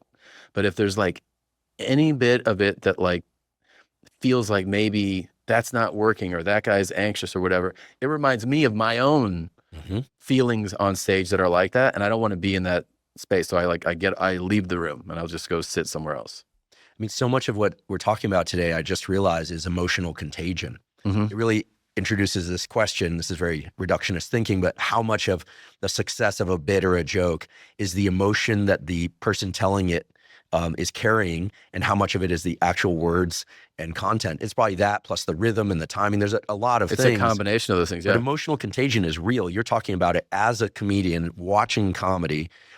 It kind of permeates you. Is that what it's called? Emotional contagion. Really? And some people are more emotionally permeable than others. Yeah. We could put this on a spectrum. We could even put it on what used to be called the autistic spectrum, like people who really contained in their emotions, like things don't get them, but people who are at the far end of that spectrum, they have a sensory sensitivity, kids that are really like severely autistic, the amount of noise in a typical room is overwhelming. Right. It's overwhelming, right? They actually have discovered that that's actually outside the brain. That their sensory endings are tuned differently to the world. They're experiencing the world very, very differently. You have these certain people get scared when they watch a movie, and they jump when the monster jumps out. Other people are like less of a startle response. I get startled. Yeah. I think that it's natural to get startled. I think that some people just have very kind of flat affect, and some people can kind of ride. It's like a seesaw, and for some people the hinge is tight. It doesn't necessarily mean they're calm. Some people are just like pissed off all the time and the hinge is tight. Some people, they're happy all the time and the hinge is tight. Most people, that hinge can move. And so this thing of emotional contagion is largely, this is what's so interesting, it's largely fed through the way things sound, somewhat through faces, but largely through the way that things sound. And then there seems to be, and not a lot's known about this yet, kind of a sixth sense where actually an energy in the room can start to literally cascade from one person to the next. And this has been studied in animals. Yeah. With the fear response. You can literally take an animal, scare it, take it out of that tube, put another animal in there, and it will show a fear response based on something molecular in the air. Really? Absolutely. And they're hormones work within us, pheromones between two members of a species. They're clearly pheromone-like effects. We haven't identified what those pheromones are. Same thing can happen in crowds. You can get a kind of a hysteria. We do feel like, the best kind of experience as a comedian performing is where you feel like the audience is one, right? Like they are one. Yeah. It's not 10,000 separate people. It's like, this is all together. And that's kind of like, when that's going as well as it can go, that is like an incredible rush. And the feeling is that like they do kind of mold. It's like they started as 10,000 people, and then they just kind of become this one thing. And you're kind of rocking this one entity out there together. Same way that like the opposite, when it's like really bad, it doesn't feel like, you know, you can feel like, oh, they're together in not liking this. This is one crowd going like, no. You know what I mean? Like that feeling is the opposite of like bombing beyond like emptiness that you feel, but you feel it like they are together. They're unified in how they feel about this. This is why some people, including me, fear going to theater. My sister loves theater. We go to New York in the fall for our birthdays, and because she loves theater, we go to theater. And if theater is great, it's like amazing. Mm-hmm. If theater is bad, like it leaves me feeling bad for the people. Like the tone in the room is like, ooh, it's heavy. It's not like just like turn off the special. It's like it sucks. It takes you to a lower place. Well, live is always, it's just such a different experience. Yeah. You know what I think about? I don't know if there's any science to this, but I always sometimes think about the fact that I feel like comedy specifically as an art form might be the most involuntarily subjective, meaning that like, you know, if you look at like a photo or a piece of art, you might go like, I don't like that. And then I might educate you in some way about it. And you kind of look at it differently. And then maybe over time you go, you know, I actually love this painting, right? Or like music is definitely one where you have like kind of an involuntary response, but I have not cared for music and then actually started to like it more. But I feel like comedy, it's like, you're not really thinking when you like when you laugh hard at something, you're not like, oh, I thought about it for a while and I'm going to start laughing now, right? Like you just, you laugh. And if you don't laugh, you're just like, yeah, I don't find that funny. You don't usually come back and go, you know, now that you've talked to me about it, I'm going to start laughing. Like it really is this experience where you just, it happens without, so your kind of brain is telling you this is what's funny, right? Like it's happening like separate from you and there's no faking it. Like you're either laughing or you're not. If you laugh really hard, it's like it's this great experience, but you can't convince someone to laugh that hard. A very important point that never occurred to me. I love art history, in part because I like art. I've always liked art. Yeah. But by taking an art history class, I like literally have fallen in love with certain artists and their paintings. And I look at certain paintings completely differently now, as you point out, on the basis of what I know about what the art represents, the history of the artist. Like if a joke isn't funny to me or a bit isn't funny, I don't care what the process was for that bit. I'm like, it's just not funny to me. It's just not. Yeah, it seems like it's one of the purest kind of yum, yuck, or meh kind of things, which is another point of neuroscience. The nervous system has degrees of this, but it basically bins things very quickly into like yum, like this is awesome or hilarious or whatever. Yuck, like, no, and kind of meh. Yeah. There's not a lot of within each one of those bins, there's a lot of variation. Yeah. Love, love, love, hate, hate, hate. But then, you know, but your brain makes a decision really quickly. Very about yum, quickly. yuck, or meh. Right. And like, especially with different arts, right? Like, I mean, literally you look at the photo and your brain kind of tells you, right? Like, I just don't feel like most of the time you're not going to go back to that and have a much different response, right? I mean, with comedy, you're not going to do a response. With art, like I did Spanish art history when I was studying in Madrid, and they would take us to the Prado Museum and give us like our lectures in front of the pieces of art, and you just your brain starts to not just appreciate, you start to fall in love with the paintings, and you go like, oh, I view this differently. That type of experience can't happen with comedy. I'm not going to be like, start laughing, dude. Listen to how this, you know what I mean? Like, it's just, it is what it is. Your brain, it's so quick whether or not it makes you laugh. And if something's not funny, if you tell me he toiled on this for 40 years, I'd be like, well, then it especially sucks. It's really shit. Whereas you show me a sculpture I might not appreciate, and you sort of explain what went into that. Yeah. You can develop at least an appreciation for it. Well, like, that's interesting. You know, versions of this happen all the time, especially now because everything's shareable. Where like your friend goes, check this out. And you watch the thing and you're like, okay. they're like, isn't that the funniest thing you've ever seen? You're like, no. They're like, you didn't like that? No. And that's kind of like how it ends. They're like, yeah, but he's saying like that he's late because I'm like, yeah, it's not, I'm not laughing, dude. I don't know what to tell you. And then they go, oh, okay. But they had a different experience with it that you can't like articulate and intellectualize the experience to someone where they go, oh yeah, now I think it's funny. Well, I think this gets back to HM and this idea that there's a subconscious, just an unaware process that dictates whether or not something's funny or not. Yeah. It tickles our brain below the level of like precise understanding. Mm-hmm. And I'm so fascinated by this because, as you point out, there just aren't other things like this. You could say this about people, like, oh, liked this person right away, didn't like them. Yes. But in general, the more that we learn about people, this is why all the efforts to try and, erase racism, for instance, the more you learn about a culture, the more you tend to like the people of that culture. Yeah. Even if you were arch enemies for decades or hundreds of years before. This is just the way the human brain works. But with comedy, it's like it feels like it's like chemistry. It does. And of course you could say, well, you like or don't like the comic, but I have to imagine that whether you like it or not, probably represent the like bad boyfriend or the abusive dad to somebody, or the friend that they loved in college. Let's make it positive too, or the guy they like to be around. I mean, you don't know that people's relationship to you. You never know. And so the humor may land or not land depending on like all sorts of unconscious stuff going on so in much. them. And you realize too that like you could have a joke about a teacher.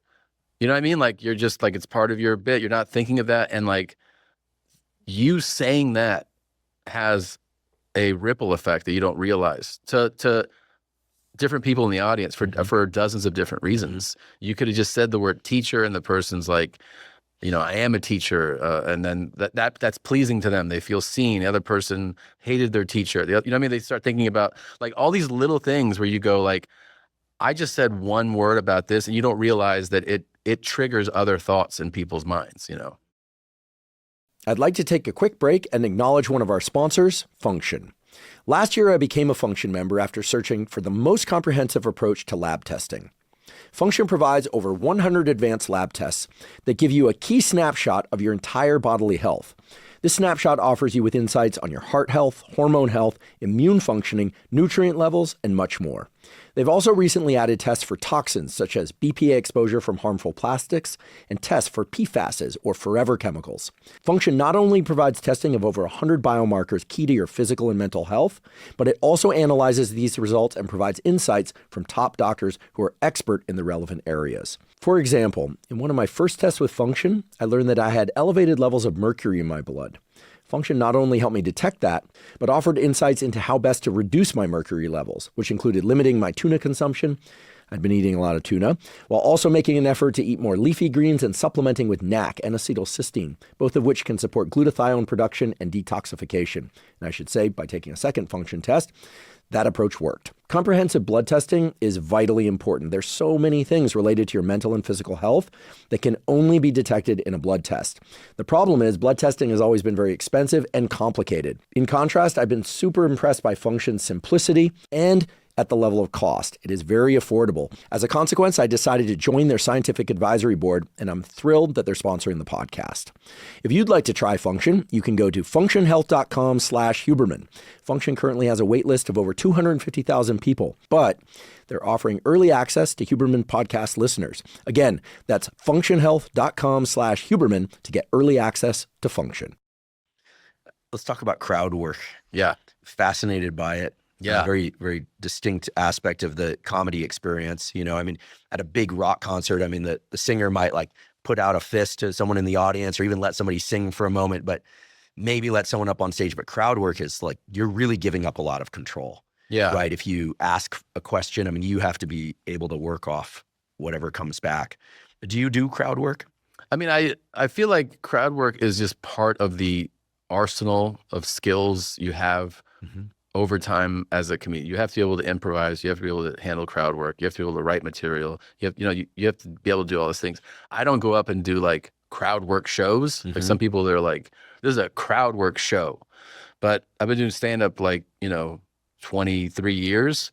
And especially when you're in the club system, when you're an unknown and you're just doing weekends and people are drunk, like crowd work just becomes part of how you do it. Like you don't have an option to not, you could just not develop the skill set and then just die up there. But like, you know what I mean? It's like, it's a necessity. So at this point, like, I feel like I want to go on stage with like, I want to do X, Y, Z. I want to execute these things. I want to get these jokes out. I want to say these things. But you're never, ever to the point where you go, and therefore I am removed from having to do any type of crowd, because crowd work is usually, it's a response to something happening. You're being heckled, somebody's saying something. You know, there's this thing that like, if you're in a huge venue, you don't want to actually go like, hey, what's going on with you, buddy? Right? Because there's somebody up in the 300 section who's like, I don't know what's going on. But the other side of it is you cannot ignore the obvious. Meaning, if a fight breaks out, if like somebody throws something, if somebody is like screaming, and you just go like, I'm gonna act like that's not happening. I'm gonna keep doing stand-up like what I wanted to do. Then people go like, this is weird, right? Because this person's ignoring the obvious. Right. You're no longer connected to them in the same way. Exactly. They know that like there's a disconnect now. Like you're ignoring that. Like, so that's how like you stay in kind of you have to maintain the skill set. Some people make it more of an emphasis of their show. And there's like really, really good people at doing that. I feel like it's also like it's more of like the DNA of New York comics too. Like that you'll see, I've always thought that like the level of proficiency there is really high in that scene.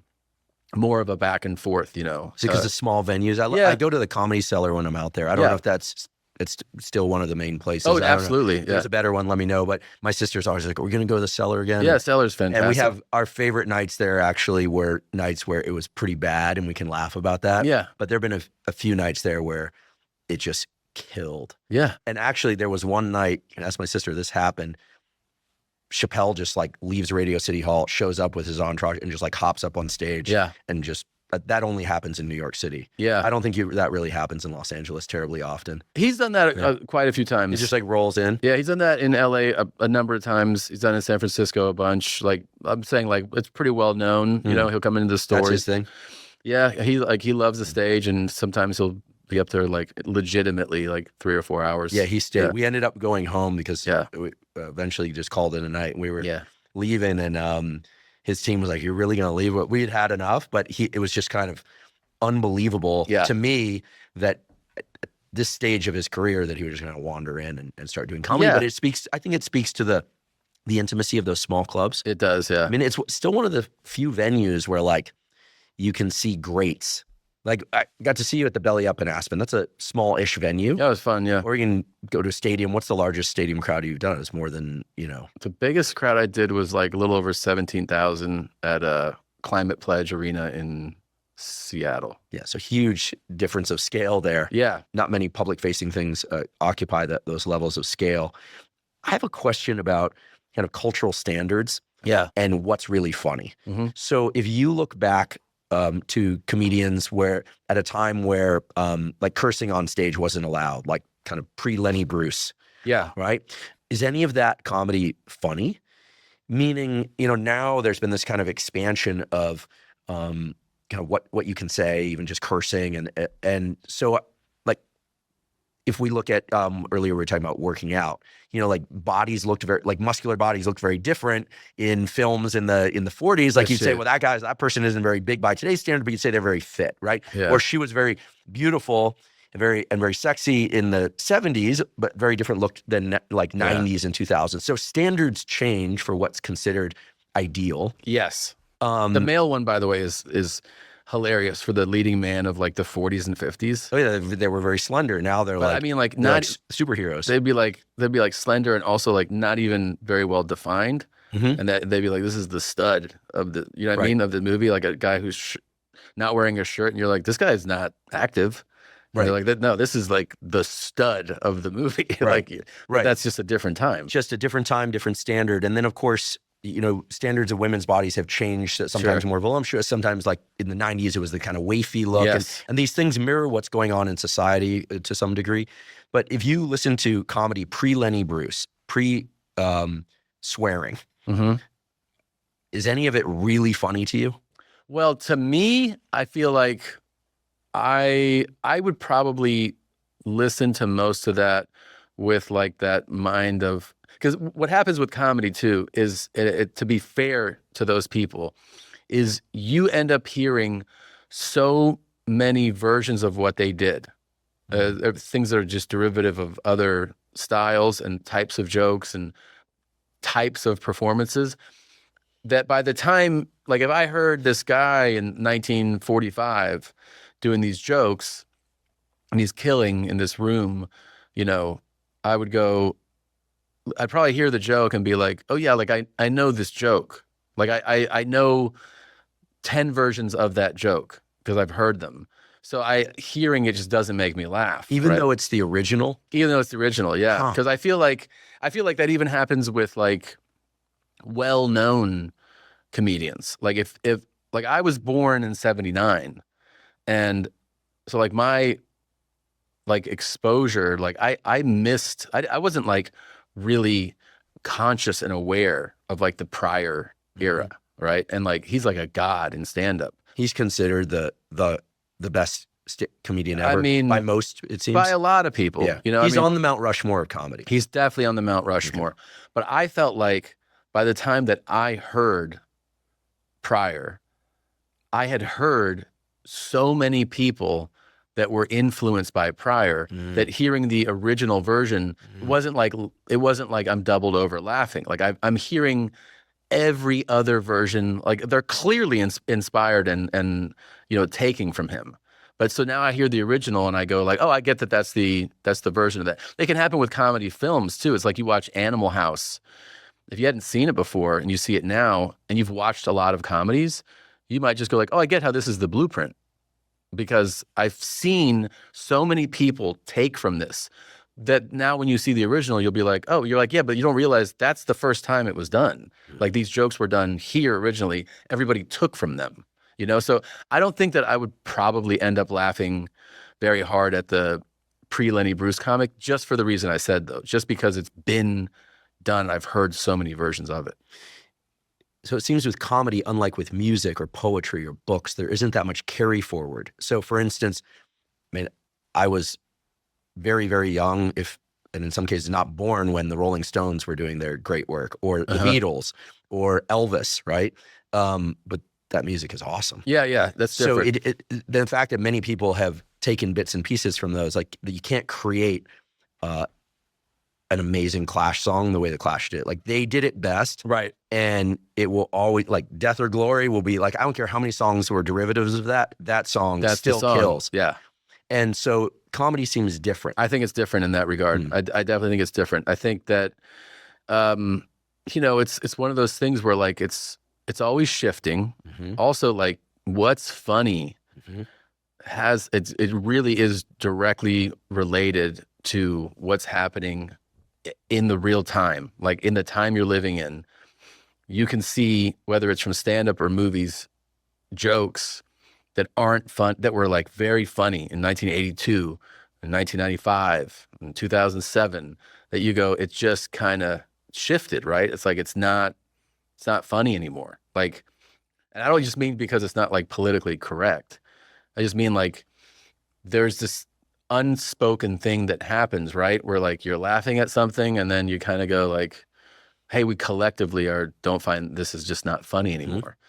So actually a lot of those things might even strike you as not only like not great, you might just be like, that's not funny at all. Yeah, I once went to this thing in San Francisco around New Year's and they literally wheeled out, is it like Benny Youngman or something? He was doing these knock-knock jokes, and he was probably in his late 90s. He was forgetting the punchlines, but occasionally he'd nail one. Yeah. It was not funny. Yeah. It was almost embarrassing, you know, but you were like, wow, this guy still like thinks it's funny. He was still going. So there was some amusement, but you looked at the older people in the crowd. Yeah. And they were like, oh my God, it's bringing me back. Yeah. So and you're like, oh my goodness. But you know, no one else was laughing. Right. But as you're describing, some people might look at some comedy, I'm not going to name names because I'm not versed enough in comedy, but from the 70s or 80s and be like, yeah, that's just kind of like raw, but like it doesn't really do anything for me anymore. I'll tell you, like, this is a very simple like example, but like I can recall that like 20 years ago, if a guy was in a club and there was two guys sitting there in the front row together or whatever, a lot of comics would be like, what are you guys, a couple? And that would sometimes prompt laughs. People would laugh. They would be like, oh, they're a couple. And like today, if somebody was like, what are you guys, a couple? They'd be like, yeah. And everyone would be like, okay. Right? Like it would be like it was considered like, oh, it's funny. You're implying that they're a romantic couple. And like, I feel like just the way society evolves today, people would be like, and? Oh yeah. I mean, growing up I'm a little bit older than you are. Yeah. I remember like the first gay characters showing up in film and reality TV. That was like a huge deal. Yeah. Right. And then, so things have really changed. So things have really changed. Like no one's ever been funnier than Eddie Murphy, ever. I think he's like him in his prime of just being funny. Like there's just nothing. He's a total prodigy, once in a lifetime type of talent, right? Like so funny. If you put like Delirious on for a 21-year-old today, they would be like, what the fuck is happening? Like there's things in it that they're just too dated now. You know what I mean? Like just concepts that he's still funny as shit, but like those bits would not land like they would in 83. They just wouldn't. Let's talk about the darkness of comedy. I once had the experience of going to the Comedy Cellar with some friends, and this guy got up there, I don't remember his name, and it was super dark. I mean, it was like clowns with vans doing terror. I mean, it was just like so dark. And the only thing that was hysterical about it was the fact that he seemed freaked out by it too. Like what he was saying was like horrible. He was saying horrible things about, that had gone through his mind. Yeah. But the fact that he thought it was horrible was what was funny. Sure. And we're like, whoa. Like we walked out of there just from like, we felt like we'd been transported someplace really unhealthy. Yeah. And I was like, man, I feel like I need a shower after that. That was intense and scary. And like, this is my favorite thing, by the way. Whoa. And then we had the experience of running into him and his girlfriend later that night. And we were like, oh my God. And he just took off. He just like could not handle the reflection about what had just happened in there. Really? Oh yeah, no, I'm sure he enjoyed the attention, right? He's a performer. So, but two things occur to me around that example. One is a guy who's really dark on stage, seemed like a very loving guy, at least out in public with his girlfriend. It's almost always the case. Yeah. And the other one is that where he took us and where he went was so down in the dungeon. Like I still kind of get a weird feeling in my body thinking about it. Yeah. But his shock at his own words was absolutely hilarious, hysterical, and brilliant. And it was like, hey, let's go down into the darkness of human nature. Yeah. I'm going to show you how dark it really is. And then I'm going to leave. And you're just like left spinning. And it still sits in my body. We're talking about that visceral experience. It still sits in my body. I don't know what to make of it. It's incredible, that first of all, that he can access it is great. It is, if you're talking about just like as the art form, like the best thing to do as an artist, any type of artist, is I think acknowledge and produce with the dark thoughts. In other words, don't act like they're not there because they're in everyone. And then put it into your art. In other words, it's if you go like, I want to fucking rob a bank, like it's better if you're an artist to channel that into art, whether you write a story about it, you paint a painting, you write a song, you talk about, as a comedian, you're like your fantasy of doing it, than to actually do it. So it's actually, you're channeling it in the healthier option. And I also feel like 20 some years of doing this, dude, the best people that I've ever met are the darkest comedians on stage, and the absolute most terrifying people are the super clean guys. Like, really? Yeah, dude, because they don't acknowledge the darkness. The darkness exists in all of us. The Dalai Lama has dark thoughts. Like, it's just Jung said this. I mean, it's just the way it is. It's humans. It's human beings. Like now, some of us have not as present and overwhelming dark sides and thoughts, but there is darkness in everybody. The thing is, I feel like what some of the clean comics do is the lack of acknowledging it means that darkness has to come out in some other way. It just does. So how does it come out? Well, it might come out in their personal life. I mean, not good. Yeah. I mean, there's very famous cases of don't curse, and then you're doing some pretty dark things. Like that's a real thing, man. That like, hey, I'm gonna talk about cookies and where do you put your socks? Yeah, I can't find my other sock. Like that's your fucking bit, talking about socks. Okay, what are you actually really up to? Because the thing is, those guys, some of those guys, look, I'm not saying they're not fun. There's very, very funny clean comics. But some of those guys are right on the line of like, man, if you would just acknowledge some of this stuff, it would be even funnier. Like and then you don't know how that darkness is going to show itself, because it's probably going to show itself in a way that's not so pleasant. Yeah, I completely agree with you. I have a friend who's a very, very well-known musician. I won't say what genre. And what I love about his music is it encompasses every range of emotion. Yeah. Every range. And I've seen him play to huge crowds and just get so pissed. And I've seen him do love songs, hate songs, revenge songs, like just everything. Yeah. But in person, he's like the kindest dude ever. I mean, and it's he's so grounded. He and his partner are like the sweetest people, and she's got it too. She's an artist too. Mm-hmm. And some of her art, you're like, oh my God. And then you meet her and you're like, so kind, so trustworthy. Yeah. So exactly what you're describing. They're in touch with it. They know how to channel it. Yeah. I think it's about doing that. And I think I think it's also a natural human instinct to not want to acknowledge or play with the dark thoughts that you have, right? Like you don't want to sometimes, because you go, that's an ugly side, and I don't want to use that for my art or even acknowledge that it's there. But I think it's definitely the better way to go, is to actually work with it. A lot of comics die of drug overdoses. It's like not these days as much. It seems like there's now like the healthy comics. You're one of them. And I don't know what the numbers are compared to music, like rock musicians or something. But if I compare to like science, or I compare to like law, okay, one could say, in law offices, there used to be a lot of drug use, especially in big cities and this kind of thing, stimulants. But let's just focus on comedy for the moment. Do you think that comedy pulls from a group that has a larger percentage of people that are just struggling with inner turmoil, and they rely on substances to kind of manage, or are the substances part of the creative process for people? Writers too. I mean, it used to be that many writers were drinkers. If you ever want to like a voyage through alcoholism, read about the habits of writers. Yeah. Not all of them, but many of them drank a lot. A lot. Yeah. Amphetamine sometimes, but it was like drinking. It was like part and parcel with the writer's life. Sadly, that's not the case now. But what are your thoughts about substances and comedy and comics? I think it's a combination of things. Mm-hmm. I feel like, a lot of comedians, like that world pulls from certainly people with traumatic backgrounds. There's a lot of mental health issues with comedians. There's a lot of clinically depressed comedians. There's comedians that come into it with like severe anxiety, for instance, severe depression, different mental health things. So usually, even outside of comedy, if you're talking about people with this type of mindset, these issues, substances kind of come with that. People trying to regulate and deal with those issues. To also, throw some more gas on that, you're talking about an environment that is a nightlife environment where these things are kind of readily available. And it can, it can be fun.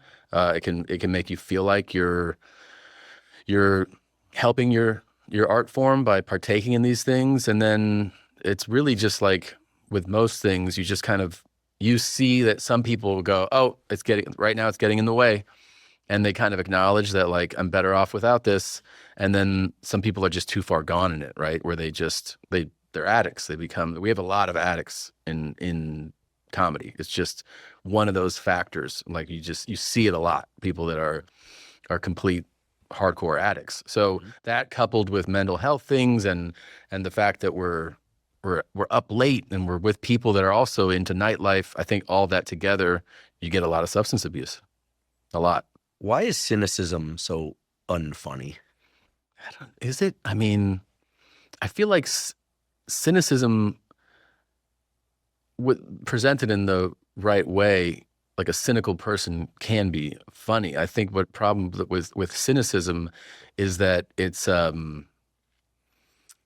really not, ultimately there's nothing hopeful in it. Cynicism takes away any feeling that like things could get better. Yeah, like in the world of improv, the yes and. Yeah, I feel like cynicism like shuts it down. Well, that's true. In the case of improv, I'm just saying like some people have this cynical kind of take on things that are still like funny people. Yeah, if you negate a thought in improv, the whole thing is over. It just dies. If you're like, it's hot, and like, I'm cold. You're like, okay, like we're not really going to do this then, huh? Like you kind of have to like add to it. But that's interesting. Yeah, I mean, if you're cynical, like truly a cynical person, because I guess the thing you find in comedy is there's a lot of like faux emotion, right? Like the faux angry, the you know what I mean? Like you put on this thing to sell your bit. That you sell an emotion with it too. So somebody can like manipulate that cynicism with humor. But I think if you're genuinely a cynical person, what you are really is usually someone that like actually people don't want to be around, right? Like the very genuinely cynical person, another way to describe them is just negative. That total buzzkill. Yeah. So you just kind of go like, I don't want to be around that. I think ultimately the best mode to be in for comedy is like you kind of actually want to be like inclusive. You want, you know what I mean? You're kind of like, right? You're saying things that people want to nod along with. And if you're just like, shit's not going to work out, it never does. No one's like, this is fucking fun, man. Like, this is really funny. So that probably has some factor in it. I mean, yeah, you learn early on, at least I felt like it, that there's these really cynical comics. But the thing is, I'm not talking about like the faux thing in a performance. Like they are just like that. And you can feel the energy vortex that they are. And you kind of go like, I got to like not be around this guy. Right. Because early on, especially, you rely so much on hope. The fact that you signed up to do this thing that, on paper, it seems insane. Like you're going to tell jokes for a living? Were you out of your mind? I mean, that's what people would say to me. Like, they're like, were you crazy? I would say it worked out. I mean, I got very lucky in that it worked out. But and you worked very hard. You worked extremely hard. I did work very hard at it. But that is a thing where you go like, oh, this is an insane path kind of to go down. Like, I can't have the guy who's next to me, who's also a comedian, being like, this shit, they're never going to pick us. They're never going to, this shit never works out. You're like, yeah, I can't have that mantra in my head all the time. And you have to like part ways with those people because they are like a virus, they're a virus. Like, so yeah, you're right in observing, like, it's not funny. I think it's more like that. It's not productive to be around truly cynical people. Along the lines of what we're calling emotional contagion, I realized I'm not aware of any kind of like duet comics. I know it sounds kind of silly, but in every other genre, like with music, right? People play alone, they play with a band, they play like together, like you offset voices. I mean, but maybe in comedy, stage comedy, that is, the audience is the other member of the, I'm calling it a duet, which sounds so silly, but you get the idea. Yeah. That they're the one that you're resonating with and that you're playing off of, and they're riding with you. Because I've had the experience of going to the Comedy Store. I was there last year, and Tim Dillon did a bit. Well, he went out for like 20, he came out for 20 minutes and just murdered. And some of that's in his recent special. Just murdered. It was just, and he like crescendoed the whole crowd, and then just like in typical Tim, I just like walked out. You're like, whoa. And then you feel like you were part of something, even though you were a passive recipient of what was going on or participant. So maybe that's where it is. Have there ever been two people that get up there and kind of like riff together? Yeah. Oh yeah. And do it well? Yeah. There's a couple twins that do that. Okay. Yeah. That's a good observation that it is like the audience is the other, participant, right? It's you and but then like the Lucas brothers and the Sklar brothers they're twin brothers, and they go up there and because you've probably done something about the twin phenomena, like how these guys operate. Both of these sets of twins together is like an experience where you're like, whoa. The way they don't go like always like set up, punch. Like the setup sentence can come half out of one brother and the other, and it's seamless. Like it's like when you ever hang out with twins and they really answer in unison, even though they're not looking at each other and they're saying like the same thing. Like that's how these guys work on stage. And it is, it gets you where you have questions afterwards. You're like, wait a minute, did you guys like, how did you set that up? Because it's so seamless, and they're literally like going back and forth, back and forth, back and forth. And it feels like you had to go, hey, when I say and make sure but it's another level beyond that. Like they really flow. Even their talk over each other feels like it's perfectly done. Like this, you're hearing the end of this guy's sentence, the next guy steps on top of it, but you hear him clearly and back and forth. I have to check it out. Those guys are like, it is like a phenomenon to watch them work. It actually is really, really cool. I'm coming to the conclusion that by being a audience member in comedy, one is experiencing a kind of an empathy with what the comic is experiencing. And that's kind of where we're getting here. Like I didn't plan this out, but you have to feel it. It's got to be real for the comic. The audience can sense that. The delight, the silliness that you're bringing to it, like so much of that is in the audience's nervous system as they're getting it. And it's clear to me that like comedy is the one way. I mean, you could say this about music, but like you said, so different because so much of it seems spontaneous.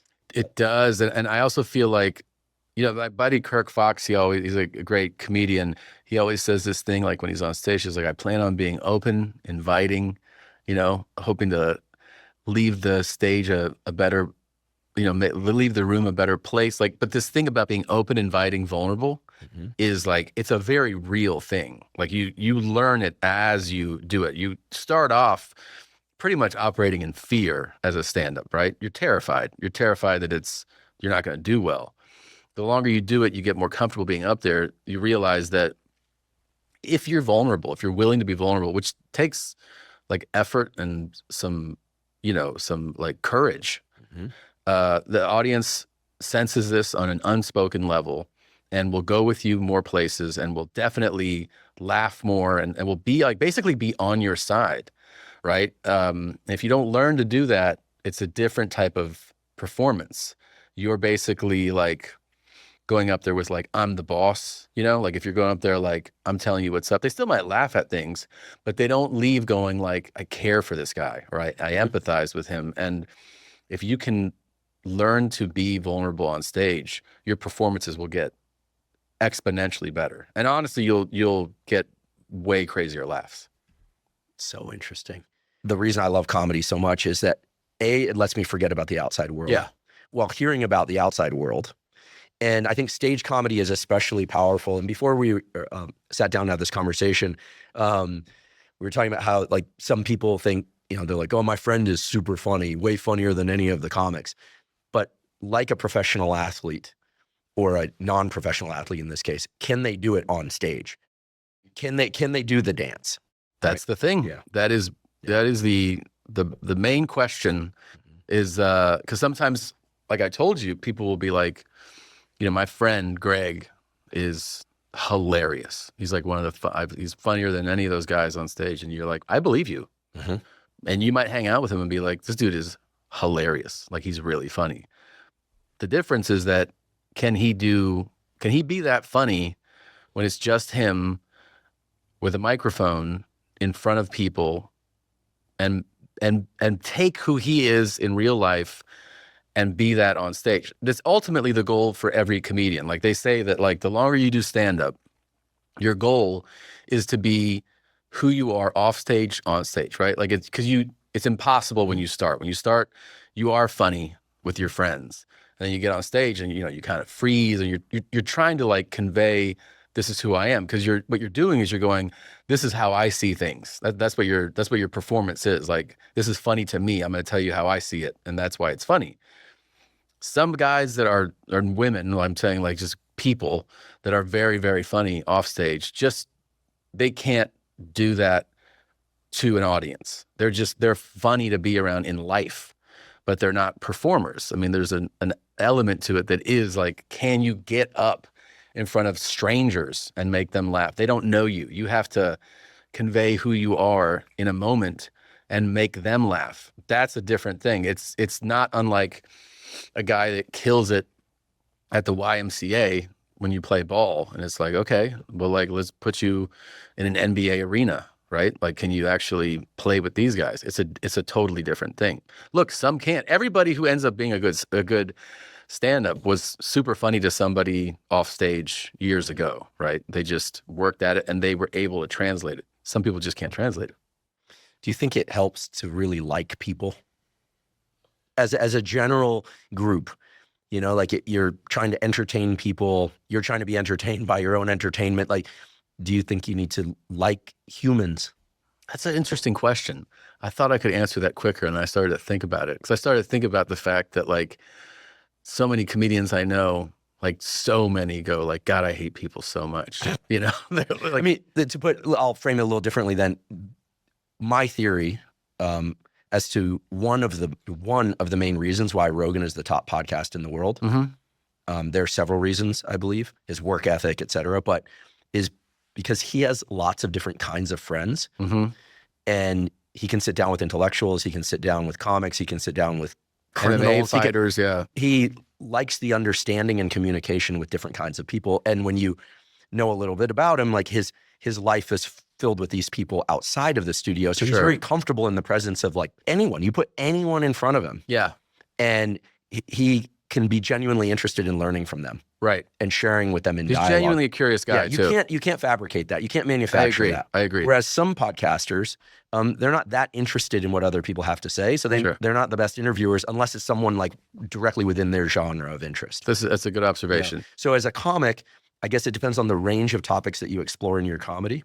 Perhaps. Yeah, I don't think you can hate humanity and be a good comedian, right? I think for sure, you have to genuinely love making people laugh.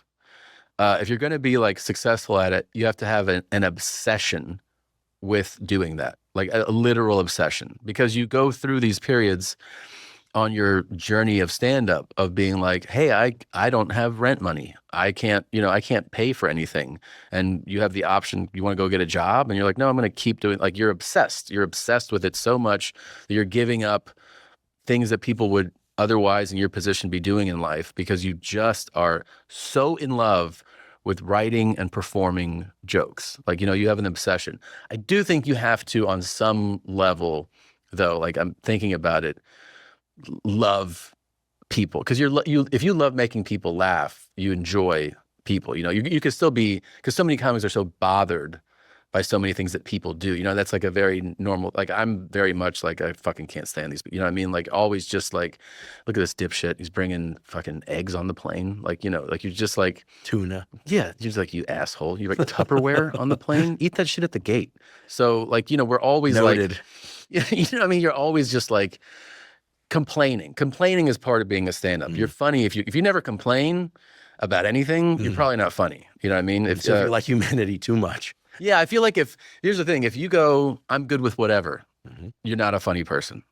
You're funny if you either love or hate something, that can be funny. You can love this and it can be funny. You can hate it and that can be funny. If you're like, I mean, I'm fine. That's not funny. The meh response doesn't do too much. It doesn't do anything in stand-up, yeah. So, but like, I think somebody that complains about people can be very funny. You can't be like, all people everywhere I can't stand. Like that would be too extreme. There are all sorts of theories about how people's kind of childhood issues or just their fundamental struggle like feeds their art in incredible ways. I think I saw an interview with Jim Carrey, who admittedly, I don't know much about his comedy. I was so busy in school when he was kind of through his reign of physical comedy movies. Yeah. I've never seen Dumb and Dumber. I've never seen The Matrix. I've never seen Goonies. Sorry, I just haven't. I love Stand By Me. I love other movies, but I need to see those movies. I'm busy. I got a lot I want to do. Last night at dinner, I just admitted that I've never seen Braveheart and I've never seen Gladiator. Oh, those are amazing. Yeah, and then guess what? I'm not going to see them. Really? No. All right. I'm just not. not going to say I'm not, well, clearly, just knowing a little bit about your children and the fact that they're related to you, I'm not going to try and push you to do anything because clearly you guys are stubborn. Yeah.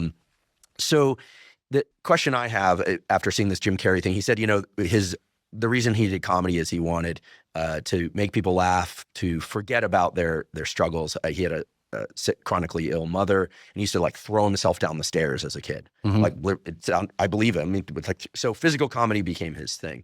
How much do you think that really successful comedians tap into sort of a fundamental quest to resolve something? You're trying to, whatever it is, fill in the blank. I don't want to fill in blanks for you. Yeah. No, I think I can speak for myself. I think in my own case, I was the new kid a lot, right? I went to one school for first grade, one for second and third, a different one for fourth, a different one for fifth and sixth, a different one for seventh and eighth, a different one for ninth, and I switched again in ninth grade. So I was a new kid all those times. And I felt like whenever I arrived, and you kind of like over time go like, you start to develop this muscle for like, how am I going to get someone to like me? And it was like, try to make them laugh, right? Like that became a thing, was try to make them laugh. I think for me personally, there was also this, just my own insecurities. I think I felt like if I got enough people to laugh, and if I became successful at making people laugh, and like people acknowledged it, that I would no longer feel these insecurities. And it doesn't happen. They stick with you. And thank goodness, because it sounds like it's the fuel for your art. I think it probably is. I mean, I just remember thinking like, if I were to be like, had a special and I got paid well, then I wouldn't have any self-doubts anymore. Or like, you know what I mean? Like you think that, like, then I'll feel fulfilled. And then you get the thing and you're like, yeah, no, it's the same. It didn't go. I mean, you start to address it in other ways because you just realize that the accomplishment or whatever isn't the answer to that thing, but it is a thing that makes you think that it will make you feel complete, right? And it's not the case. And I do think that like being a new kid a lot is something that I'll probably never shake that kind of memory of just, it's, when you're a kid, your social acceptance is so dominating. It's different as you get older, I think. You're not like so concerned with like being socially accepted everywhere. And you have a family and you're just like, this is my group. But as a kid, it's like, it's kind of everything, and being new every time, like every new school year is like, yeah, it's kind of traumatizing. Yeah. So it's the friction that creates the spark. I think so.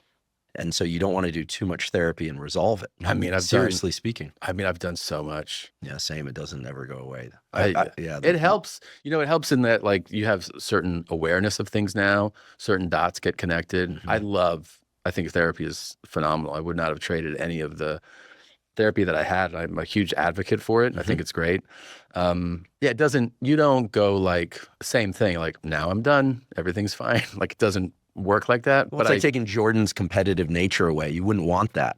No. That was the friction that created the phenomenon that is Jordan. Lot of comedians, I spoke of myself, but I think a lot of us fall under the like the banner of, to put it simply, please like me. You know what I mean? Like you just go, please like me. I want you to like me. Because that's what you are when you're a new kid, and that's what you are when you walk into a room, and you just go like, I just want people to like me. And a lot of comics might not admit it like that, but it's definitely the case. You want to be liked. Sounds pathetic, I think, but it's true. No, I don't think it sounds pathetic. It sounds incredibly open and honest, and I think it's going to be very helpful for people who seek to be comedians, and just for people generally trying to think about how their challenge, that inner friction, can create amazing things. Yeah. And you've managed to do it over and over again. So maybe you almost got me to cry. We talked about it. You almost got me. I can keep going. No. Change the topic. What's happening now? What's next? Well, it really, like, I know people use this expression, but it really truly was a dream come true to make the series, like a for real. I made no secret about it that like the reason I moved to LA was not to be a stand-up comedian. It was to like make movies and stuff. Like that's what I wanted to do. So like getting the opportunity to make the show, it felt like I got paid to make like 15 mini movies for the series. And I mean, I've never had a more fulfilling kind of creative experience, like from writing to producing it to, you know, being in the edits and seeing this thing come together. So for me, it's like, it's such a thrill to have that experience and to be able to put that out as like something that I made with a bunch of great people. The difference stand-up is like you're alone, and like on a show or a movie, you're with like 100 other people. And it was an awesome experience. And I get to do some more of it. So I get to do like a movie this summer and another show I got asked to develop. So I'm like over the moon that I get to do these things. It's like I get to do them 20 years after I thought I would do them, but I'm super grateful to have the experience. So yeah, I'm most excited that I get to keep pursuing that because I feel like it's been in my head this whole time and now I actually get to act on it. Well, listen, I'm so grateful that you came here to share with us about your process. I mean, we talked about the art and science of comedy and humor. I hope it was good, man. I loved it. Okay. It was excellent because you share so openly and you pull back the curtain on your process and comedy in general. And I love what a deep thinker you are, and at the same time, how much you just pour yourself into your craft and enjoy it. Thanks, and your reflections are really appreciated, and I'm a fan. I'm also proud to have you as a cousin. And look, I look to you as somebody who really understands how to also balance work and family and merge the insanity of life into a craft. And people really, I can just say, I speak for many, many people, very confidently on this. People can really feel your benevolence, even when you're pointing out the darkness and the ridiculousness of the human experience. So you make our lives better, and so grateful you came out. Well, here today. that's very kind of you. I'm also, like, I should say, I don't know if enough people tell you, but I'm also very honestly proud of you for like what you've done. And thank you. You know, being a teacher is one thing, but being able to teach so many people and share, like I always feel like the most generous person is the person who doesn't hoard information. It's a natural human instinct where people have information about something and they just go, I'll keep this to myself. And so the fact that you teach so much, I pick up things from you all the time, and so many people do. And then it's become this thing where, now people are like, what are you fucking listening to Huberman? And you're like, actually, yeah, I am. Like my wife's like, what did Huberman tell you to fucking take his shit right now? I'm like, yes. No, but I mean, it is great that you don't hoard information. You share it. And I think it helps a lot of people. Thank you. It's a labor of love. And for people that know me as you do, that's the same on camera and off camera. So, you're a great role model to me. I'd love to have you back to continue the conversation. I would love to. We'll do a 5-hour one next time. Yeah, and I'm going to finish the rest of Bad Thoughts. Please do. It's amazing. Yep. Thanks so much. All right, Tom. Thanks so much. Thank you for joining me for today's discussion with Tom Segura. To find links to Tom's work, please see the show note captions. I should point out that Bad Thoughts is not suitable for children. If you're learning from and or enjoying this podcast, please subscribe to our YouTube channel. That's a terrific zero-cost way to support us. In addition, please follow the podcast by clicking the follow button on both Spotify and Apple. And on both Spotify and Apple, you can leave us up to a 5-star review. And you can now leave us comments at both Spotify and Apple. Please also check out the sponsors mentioned at the beginning and throughout today's episode. That's the best way to support this podcast. If you have questions for me or comments about the podcast, or guests or topics that you'd like me to consider for the Huberman Lab podcast, please put those in the comment section on YouTube. I do read all the comments. For those of you that haven't heard, I have a new book coming out. It's my very first book. It's entitled Protocols, an Operating Manual for the Human Body. This is a book that I've been working on for more than 5 years, and that's based on more than 30 years of research and experience. And it covers protocols for everything from sleep to exercise to stress control, protocols related to focus and motivation. And of course, I provide the scientific substantiation for the protocols that are included. The book is now available by pre-sale at protocolsbook.com. There you can find links to various vendors. You can pick the one that you like best. Again, the book is called Protocols, an Operating Manual for the Human Body. And if you're not already following me on social media, I am Huberman Lab on all social media platforms. So that's Instagram, X, Threads, Facebook, and LinkedIn. And on all those platforms, I discuss science and science-related tools, some of which overlaps with the content of the Huberman Lab podcast, but much of which is distinct from the information on the Huberman Lab podcast. Again, it's Huberman Lab on all social media platforms. And if you haven't already subscribed to our Neural Network newsletter, the Neural Network newsletter is a zero-cost monthly newsletter that includes podcast summaries as well as what we call protocols in the form of 1 to 3 page PDFs that cover everything from how to optimize your sleep, how to optimize dopamine, deliberate cold exposure. We have a foundational fitness protocol that covers cardiovascular training and resistance training. All of that is available completely zero cost. You simply go to hubermanlab.com, go to the menu tab in the top right corner, scroll down to newsletter, and enter your email. And I should emphasize that we do not share your email with anybody. Thank you once again for joining me for today's discussion with Tom Segura. And last, but certainly not least, thank you for your interest in science.